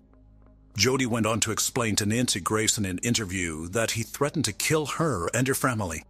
The first thing I want to ask you is, do you believe Steven Avery killed Teresa Halbach? Yes, I do. Why? Because he threatened to kill me and my family and a friend of mine. He alleged that he wanted revenge on all women after his life was wrongfully stolen from him. Stephen is the one person I can't trust. He's a monster, she said. The show also ignited a debate regarding the perspective covered by the documentary. For the supporters of Stephen and Brandon, they feel the points most significant to the trial were highlighted. Dean Strang, one of Stephen's attorneys, agreed that the documentary covered enough to give the public a chance to judge for themselves. He disagreed that the series was subjective. As for the relatives of Teresa, they say the show saddened them. The Hallbacks stated the show sought to entertain and seek profit from their loss. Teresa's aunt, Kay Giordana, and cousin-in-law, Jeremy Fournier, both stated that the show was one-sided. Former Calumet County District Attorney Ken Krantz alleges he was not given a chance to tell his side of the story. The filmmakers denied this and claimed that he refused to give an interview. In an interview with People magazine, Krantz alleges the documentary has left out key pieces of evidence. These include Stephen using a fake name when calling Teresa, DNA belonging to Stephen was found on the SUV's hood latch, and a ballistics report showed that the bullet found in the garage was fired from a rifle owned by Stephen. Krantz further alleges that prior to her murder, Teresa had once before made a trip to the Avery residence. When Stephen answered the door with only a towel on, she said she wouldn't go back because she was scared of him. In response to criticism from Krantz and other officials, the filmmakers said they'd given prosecutors the opportunity to answer questions. They believed that the documentary was a fair representation of the case and covered the most consequential evidence given during the trial. The documentary had its desired effect. It poked holes into the narrative of Stephen and Brendan's case by exposing allegations of police and prosecutorial misconduct, evidence tampering, and witness coercion. At the outset, Stephen called out the police for trying to frame him. This to avoid the county paying out the $36 million lawsuit he filed. Stephen believed his lawsuit would be undermined if he was convicted of another violent crime. To avoid a conflict of interest, Manitowoc County gave neighboring Calumet County authority over the handling of the case. Part of the deal, however, was that Calumet could use resources which included personnel from Manitowoc. The key in Stephen's room was found by a Manitowoc sheriff's deputy after several searches of the property. Another allegation made was regarding the blood evidence found in the car. Stephen and his defense team believe it was blood used from his prior conviction. Given credence to this scenario were the claims made by the defense. According to the Avery defense team, the vial containing Stephen's blood had been tampered with and a puncture hole was visible on the stopper. The prosecution, however, combated this claim by testing the blood for a preservative not found in fresh human blood and found none. Avery's defense team brought in an expert witness who stated it was not possible to tell if the negative result meant there was none of the preservative present or the technology to test itself was inconclusive. The documentary shone a spotlight on the manhood of interrogation with regard to Brendan Dassey. Dassey was just 16 years old during the interrogation. Firstly, he was interviewed without the supervision of a lawyer or parent. It's understood that both he and his mother consented to the interrogation. But what piqued the interest of many was that Brendan had an IQ of 73, classifying him as intellectually challenged. Many have argued that his intellectual disability left him open to suggestion, particularly when it was shown that the Reed technique of interrogation was used. The Reed technique has been criticized for producing high rates of false confessions, especially from juveniles and the mentally impaired. The technique is used to make the suspect comfortable and eventually confess to crimes through familiarity with the interrogators. The interrogator then proceeds to tell the suspect that the evidence shows that the suspect did commit the crime. Dassey allegedly agrees with the interrogators during the interviews, but later recanted his confession. He accused his first defense team of collaborating with the prosecution to get him to confess. Yes, ma'am. Yeah, it's your role. Yeah. He's also claimed that coercion was used to elicit a confession from them. Both Stephen and Brendan have appealed their convictions, but have been denied innumerable times and remain in prison. The defense teams of both men have exhausted their efforts in trying to get retrials on both men's charges. Following the Making a Murderer documentary and the public outcry regarding Stephen and Brendan's innocence, significant new developments have occurred in both their legal teams. Professors Loring Nyrider and Stephen Dreisen of the Northwestern University Center on Wrongful Convictions of Youth are representing Brendan. They too began with numerous appeals and have come up against many hurdles, but have refused to give up just yet. Meanwhile, Stephen's appointment of Kathleen Zellner has shaken up the case and given further hits to the prosecution's claims. His previous lawyers, Dean Strang and Jerry Buting, have taken their newfound fame and gone on tour to promote and bring attention to the case of Stephen Avery. Zellner, considered a trailblazing trial lawyer, has been responsible for overturning 19 wrongful convictions. Her dogged determination and careful analysis of cases has seen her uncover missing evidence that helped exonerate her clients. Most recently notable, she was a consultant for Johnny Depp and his defense team during his trial. Zellner hit the ground running once she was appointed to Stephen's defense team and firmly believes her client is innocent. One of the first things she put to rest was the alleged confession of Joseph Evans Jr. Evans alleged he was responsible for killing Teresa and trying to frame Stephen. Zellner stated that it was a not-so-subtle attempt at publicity. Previously, Evans played snitch and allegedly wrote a 9-page letter to media outlets claiming he heard Stephen confess to the murder. This time, though, it seems he wanted in on a portion of reward money to make his life in prison more comfortable. However, his claim is not gaining the traction he expected. In August 2016, Zellner filed a motion demanding new scientific testing be done. Willing to pay for the extensive testing, Zellner intended to use this evidence to prove that Stephen had been framed. The theory was that 3 different burn pits showed evidence of human remains being burned. A particularly significant find was that of a human pelvic bone fragment, a bone that was given to the Hallbachs as part of Teresa's remains. This action, claims Zellner, was proof that Teresa's remains were planted in Stephen's burn pit.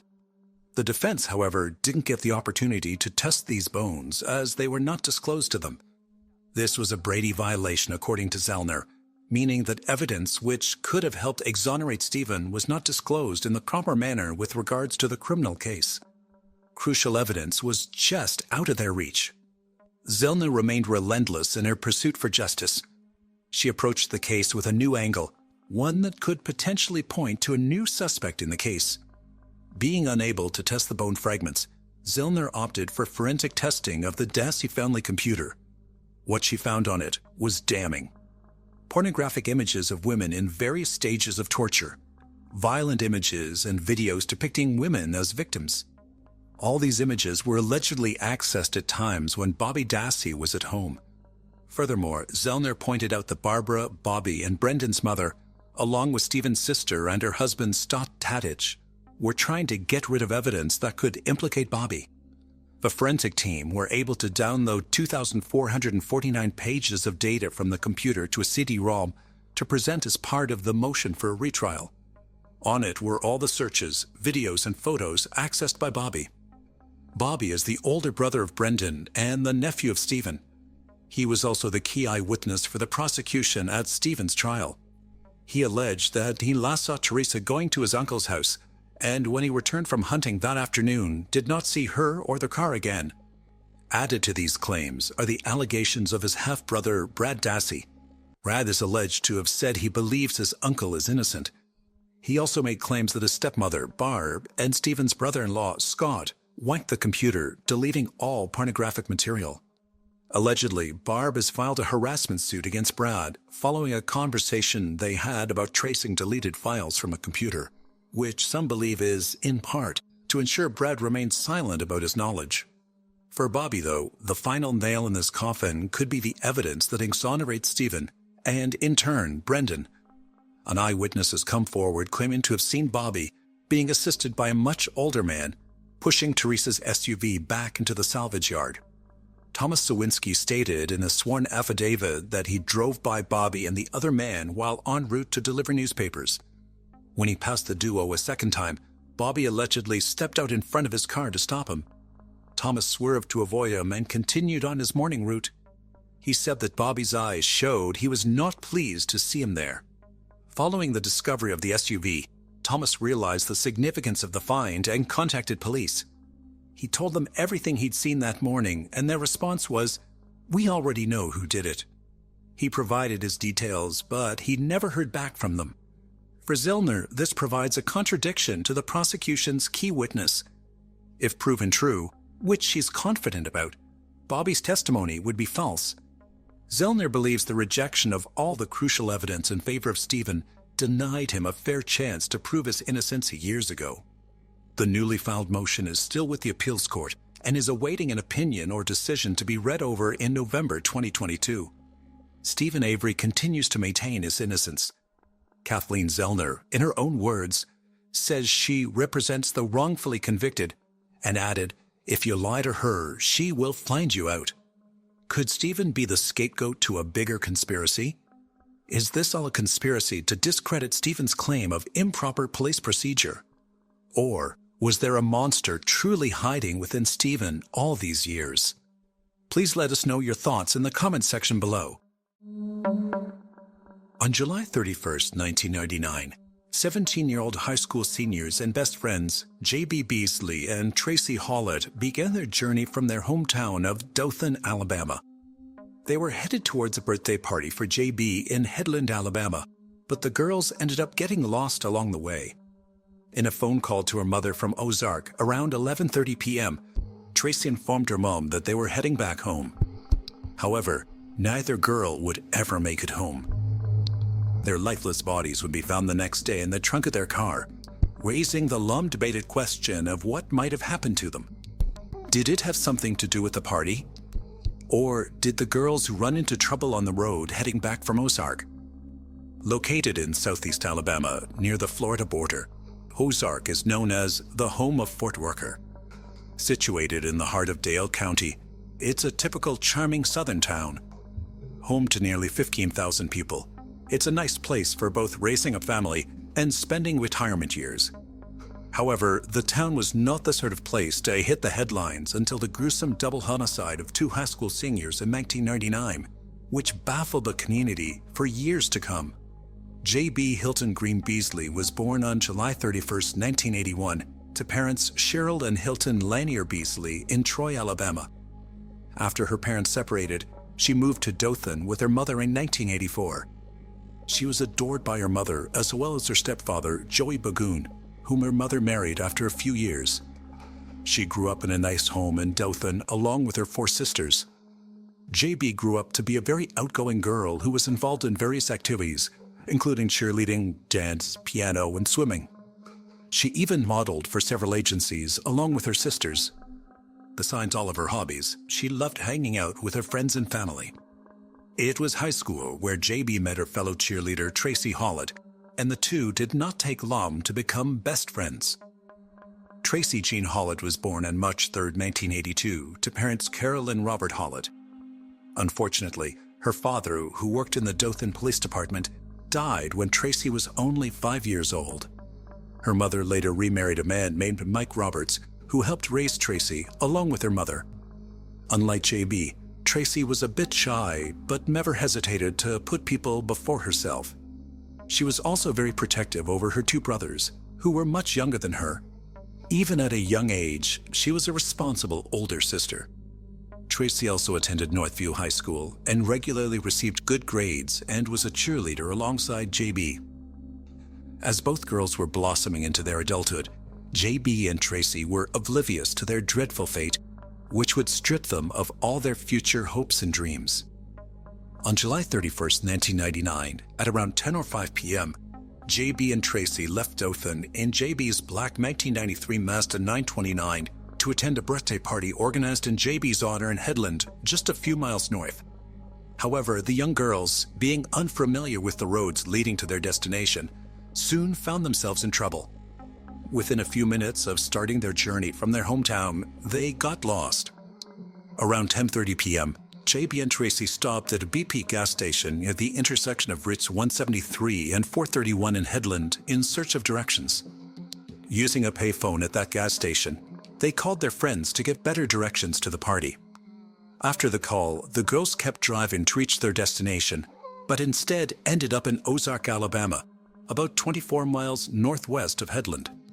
Realizing they still did not understand the directions to the party, at 11:30 p.m., the girls stopped at the Big Little store. Although the store was already closed by then, Tracy called her mother from the store's payphone. She informed her of how they got lost and ended up in Ozark, and that they were now planning to come back home. At the same time, a woman named Marilyn Merritt and her daughter stopped at the gas station to buy a soda. The girls then asked her for directions back to Dothan. Marilyn tried to explain the way as well as she could, and the young girls seemed to understand. Marilyn would later say that she noticed that the girls looked nice and polite, with a clean and tidy car. Marilyn remembered seeing the girls pulling out of the parking lot and turning right, just as Marilyn had directed. Although nothing seemed amiss at the time, J.B. Beasley and Tracy Hollett never made it home. The following morning, August 1st, 1999, at around 8 a.m., Tracy's mother called the police to report her daughter missing. It did not take police long to find their first clue regarding the girls' whereabouts. Later that day, after Tracy was reported missing, cops successfully located JB's car, which had been parked on Herring Avenue in Ozark. The most bizarre thing was, despite having filled the gas tank the day before, the tank was almost empty. The car was muddy, the driver's side window was partially down, yet the doors were locked. However, police could not find any signs of a forced entry into the vehicle. Inside the car, JB's driver's license was lying on the dash. The purses of both girls were still inside the car, along with their cash. The only known missing item was JB's car keys. However, there was no sign of either of the girls. A palm print was recovered from the trunk lid of the locked trunk, which gave the police a foreboding feeling that something was horribly wrong. Assessing the scene, cops theorized that the locked trunk could provide them with significant clues, but without the keys, they could not open the trunk.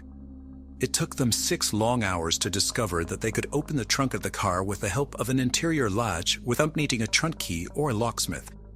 Upon opening the trunk, police made a grisly discovery. The lifeless bodies of the 2 girls were stuffed inside. Both girls were fully clothed, but their pants were soiled from the waist down. Both girls had been shot once in the head, Tracy in the temple, and JB in the right cheek. Tracy had a 9mm shell casing on her leg, scratches on her arm, and her jeans had thorn briars on them. JB's clothes, on the other hand, were muddy and dirty, especially her newly purchased shoes. Although authorities concluded that the teenagers were killed execution style, they had most likely been killed inside of the trunk. As the families were informed about the heart-wrenching discovery, authorities formally started their homicide investigation. Although investigators were considering robbery as a possible motive during the initial phase of the investigation, it was quickly ruled out after confirming that not only the girls' purses, but also their jewelry, money, and credit cards remained inside the car.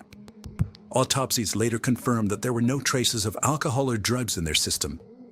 The report also suggested that neither girl had been sexually assaulted prior to their demise. This basically ruled out the possibility of the crime being sexually motivated. However, more than 2 months later, the state crime lab issued a report indicating that there were traces of unknown semen on JB's bra, panties, and skin. The palm print recovered from the lid of the trunk also remained unidentified. With no matches in the system and no one to compare their evidence against, authorities were left without much to go on. As word of a double murder of 2 teen girls spread like wildfire, authorities were no close to zeroing in on a suspect. A reward was also put out in an attempt to gather information regarding the murder, but it did not uncover any new leads. However, authorities, it seemed, soon got an unexpected breakthrough. On September 1st, exactly 1 month after the bodies of JB and Tracy were found, a longtime Ozark resident, 28-year-old Johnny William Barrington, walked into the Ozark Police Department to tell a bizarre story. He claimed that he had been a witness to the high-profile double homicide of the Dothan teenagers.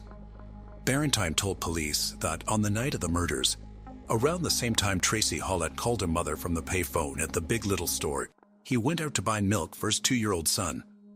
He claimed that while he was out, he had witnessed the horrendous act. He returned home at 1 a.m., visibly upset, and told his wife that he'd been hit by a black truck near Herring Road. In the days following JB and Tracy's murder, when he shared the information with some of his friends, they convinced him that he should go to the police with this information, as it could be linked to the murders of Tracy and JB, which would not only help police crack the case, but could also get him the reward as well. Disturbingly, in the 4 hours of interview with Ozark police, Barrington changed his story 6 times. According to then Ozark Police Chief Tony R. Spivey, Barentine initially said that on the night of the killings, he had seen a black truck speeding away from the area where the girls were found. But as the interview continued, his story kept evolving and changing. Finally, he claimed that he picked up a tattooed man he didn't know, and the two drove by the Big Little store. He further claimed that the man to whom he'd given a ride got into a car with two girls, whom Barentine identified as the deceased Dothan teenagers. He said they ended up on Herring Avenue, where the man forced the girls out of the car. A struggle occurred between the man and the girls as they were trying to get away. After placing them in the trunk, Barentine said, he saw something in that man's hand moments before hearing two gunshots, and when the man returned, Barentine again gave him a ride from the scene and then went home. In another version, Barentine confessed to investigators that he knew the man he'd picked up and given a ride to, and identified him to be his neighbor. Alarmingly, Barentine himself lived less than a mile from where police discovered the bodies. Police did not buy his story, naming him the prime suspect in the murder of J.B. Beasley and Trissy Hollett. Ozark police arrested Johnny Barentine on the spot, charging him with 2 counts of capital murder. But there were several problems with his accounts. Barentine never mentioned sexual activity that would account for the semen found on JB's clothing and body. Besides, the neighbor he implicated had an alibi for the evening. Several people noted that he looked startled and like he had just awoken from a deep sleep in his mugshot. Just after arrest, Barentine immediately admitted that he had fabricated the whole story in order to collect the reward money. However, police at the time believed they arrested the right person. In the preliminary hearing on September 21st, Alavera Bureau of Investigation agent Charles Hardims testified that Barentine was able to describe the girl's clothing and other items consistent with the crime, suggesting he was there at the scene. From the time of his arrest, Barentine was held without bond in the Dale County Jail in Ozark. In an October 18th bond hearing, Barentine denied he was involved in the killings, confessing to the judge that he never picked up a tattooed man and didn't see anything the night of the murders. He said that he simply went to the BP at about 11 p.m. to get milk for his little boy, and later fabricated the whole story to claim the reward money.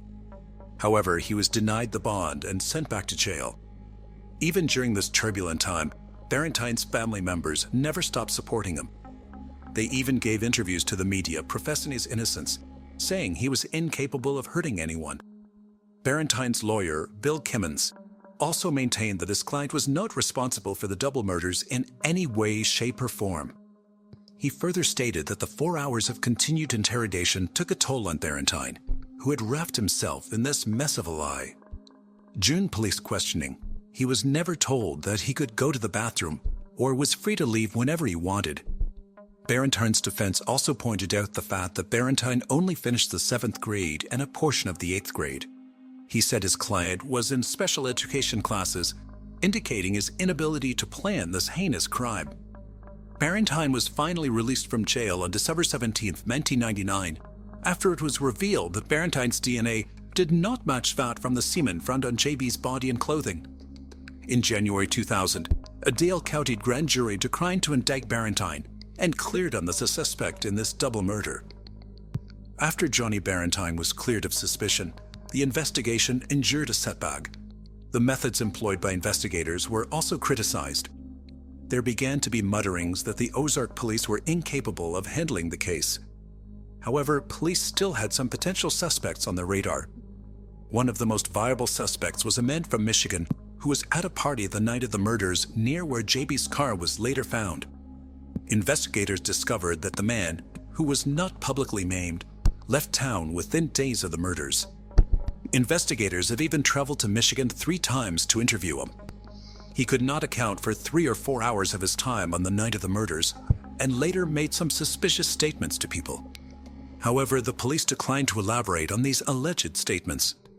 As it turned out, he was also later ruled out by DNA. One other significant lead police were chasing during the initial phase of the investigation was the driver of a small white pickup truck. A video surveillance camera inside the Big Little store caught a grainy, poor-quality image of what appeared to be a small white pickup truck at the gas pumps at the same time JB and Tracy were at the payphone calling Tracy's mother. No digital trail could be traced, though, as there was no record of a gas purchase at the pump at that time. The video neither showed anyone getting out of the truck, nor did it show the driver clearly. After releasing a photo of the truck to the media a month into the investigation, police urged the public to come forward with information. Unfortunately, both the driver and the truck vanished into thin air as the lead faded away. The last lead for the investigators was a man from Mississippi. Police said the man, who was extradited from Jones County, had been arrested there on an outstanding warrant for possession of drug paraphernalia issued in Ozark. The man had been staying with relatives in Ozark, but left 2 days after the murders. According to Spivey, investigators wanted to question him in connection with the case. However, no significant information came out in light of this lead. Without any evidence, investigators were forced to let him go. In March of 2000, a woman called police and said she heard screams and 2 gunshots near Highway 123 South, just inside the city limits, on the night of July 31st, 1999. When asked why she did not come forward earlier, she claimed she was scared to get involved. Based on her description, police thoroughly searched the area and discovered a 9mm bullet, the same type used to kill the girls. But the brand name of the bullet did not match the brand of bullet shell casing found on Tracy's body. Furthermore, the unspent bullet had no markings that would help with forensic comparison to other evidence in the case. Again, another dead end for investigators. Although several leads over the years proved to lead nowhere, investigators never lost hope in the search for a DNA match. As the heartbroken families of JB and Tracy tried to get on with their lives, the case turned cold. Then years later, another twist in a case added another layer to the thrilling mystery. After remaining cold for years, 2015 would mark a bombshell allegation in the murder case of J.B. Beasley and Tracy Hollett. Rena Crum, a sworn Ozark Auxiliary police officer, came forward and openly accused an Ozark police officer of murdering J.B. Beasley and Tracy Hollett and others of covering it up. Rena alleged that on the night of July 31st, 1999, a police officer for Ozark Police pulled over J.B. Beasley, demanding to know the whereabouts of some cassette tapes that contained recorded conversations. According to Rena, these tapes could have incriminated Ozark police officers regarding the illegal business of cocaine distribution and profits. The incident escalated into the murders of 2 innocent teens, she further alleged. Rena claimed that she'd been threatened by multiple law enforcement officials who had knowledge of the murderer's identity and covered it up by getting rid of evidence. Rena named 3 cops, Gary Butch Whittington, Rex Tipton, and Eddie Henderson, accusing them of harassing and threatening her. She went as far as to say that then Police Chief Tony Spivey, who headed the original investigation, had also helped cover it up. However, she shied away from revealing the name of the police officer, who, she claimed, had actually committed the murders. Renowned American journalist and newspaper editor John B. Carroll wrote an article saying that he believed the officer in question presumed the 2 girls intended to use these tapes in a court case that was scheduled for August 2nd, 1999, less than 48 hours after they were murdered. The tapes were to be entered as evidence into that case. In this article, Carroll also stated that Rena was severely beaten with a baseball bat after coming forward, which stopped her from naming the actual killer. The law enforcement officials Rena accused had all denied having any involvement in the murders of J.B. Beasley and Tracy Hollett. Without any physical evidence, none of them were ever formally named as a suspect in the case. Regardless of that, the allegations blew up on numerous true crime websites and social media, leading to a defamation lawsuit. On January 29, 2016, Keith Coffin, Rex Tipson, Tony Spivey, Eddie Henderson, and Gary Butch Whittington, all Ozark, Alabama police officials, filed a lawsuit against Rena Crum, John B. Carroll, and D. Matthews for libel, slander, and defamation of character. That case was dismissed in 2018. In May 2016, Rena Crum received a suspended sentence and a $250 fine after being convicted for harassing J.B. Beasley's sister. Over the years, authorities investigated many theories. They interviewed hundreds of people and took DNA samples from several suspects, but to no avail. It would take 20 years and the innovation of new DNA technologies before police could apprehend a suspect. In March 2019, investigators sent the DNA found on JB's body and clothes to the Virginia-based Parabon Nanolab, which specializes in DNA phenotyping and genetics using public genealogy databases. After analyzing the DNA, the lab finally made a connection to a suspect, Coley McCraney. 45-year-old Coley Lewis McCraney was never on the radar of investigators in the brutal 1999 murders of J.B. Beasley and Tracy Hollett until DNA implicated them in the crime. McCraney, who's an Alabama native, graduated from Carroll High School in Ozark in 1992, where he was an athlete as well as the president of the Library Club. After that, he joined the U.S. Air Force and served there from 1993 to 1997. He was married in 1992, but separated from his first wife in 1994 and later divorced. According to the reports of Dothan Eagle at the time, McCraney's ex-wife filed a complaint with the Air Force in 1994, stating that McCraney had assaulted her. McCraney remarried in 2001 and had children with his second wife. Other than failing to pay child support in 1998, McCraney had no criminal record in the past 20 years or so. He'd been working as a trucker all of his life and had worked for several trucking companies in Alabama over the years.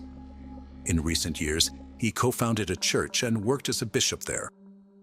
At the time of the killings, he was around 26 and living on Lisenby Drive in Ozark, about 1 mile away from where the bodies of J.B. Beasley and Tracy Hollett were found in 1999. 2 decades after the Splain High School seniors J.B. Beasley and Tracy Hollett were found, Coley McCraney was arrested after a traffic stop in Daleville, Alabama on March 19, 2019. In the interview with police, after he was taken into custody, McCraney said he did not know the girls. Investigators did not clarify any motive for the murder. The news of his arrest was a great shock to the Ozark community and the Ozark police chief, Marlins Walker, who went to school with McCraney. As it seemed that the many twisted strands in this baffling case were finally all being tied together, there was to be one more revelation. The now 53-year-old Rena Crum, who previously accused the Ozark Police Department of covering up the murder, recanted her allegations as she testified during a hearing from McCraney in August 2022. McCraney, now 49, is facing 5 counts of capital murder charges for the shooting deaths of J.B. Beasley and Tracy Hollett. He now sits behind bars in Dale County Jail as of the time of his arrest. His bond has been denied, pending his trial on April 17, 2023. The news of finally apprehending the killer was a relief to the families of both girls. However, reliving all the haunting memories through the trial and hearings is another painful journey still to come. We can only hope that the families can heal through a sense of peace that their daughters are finally getting justice more than 2 decades later.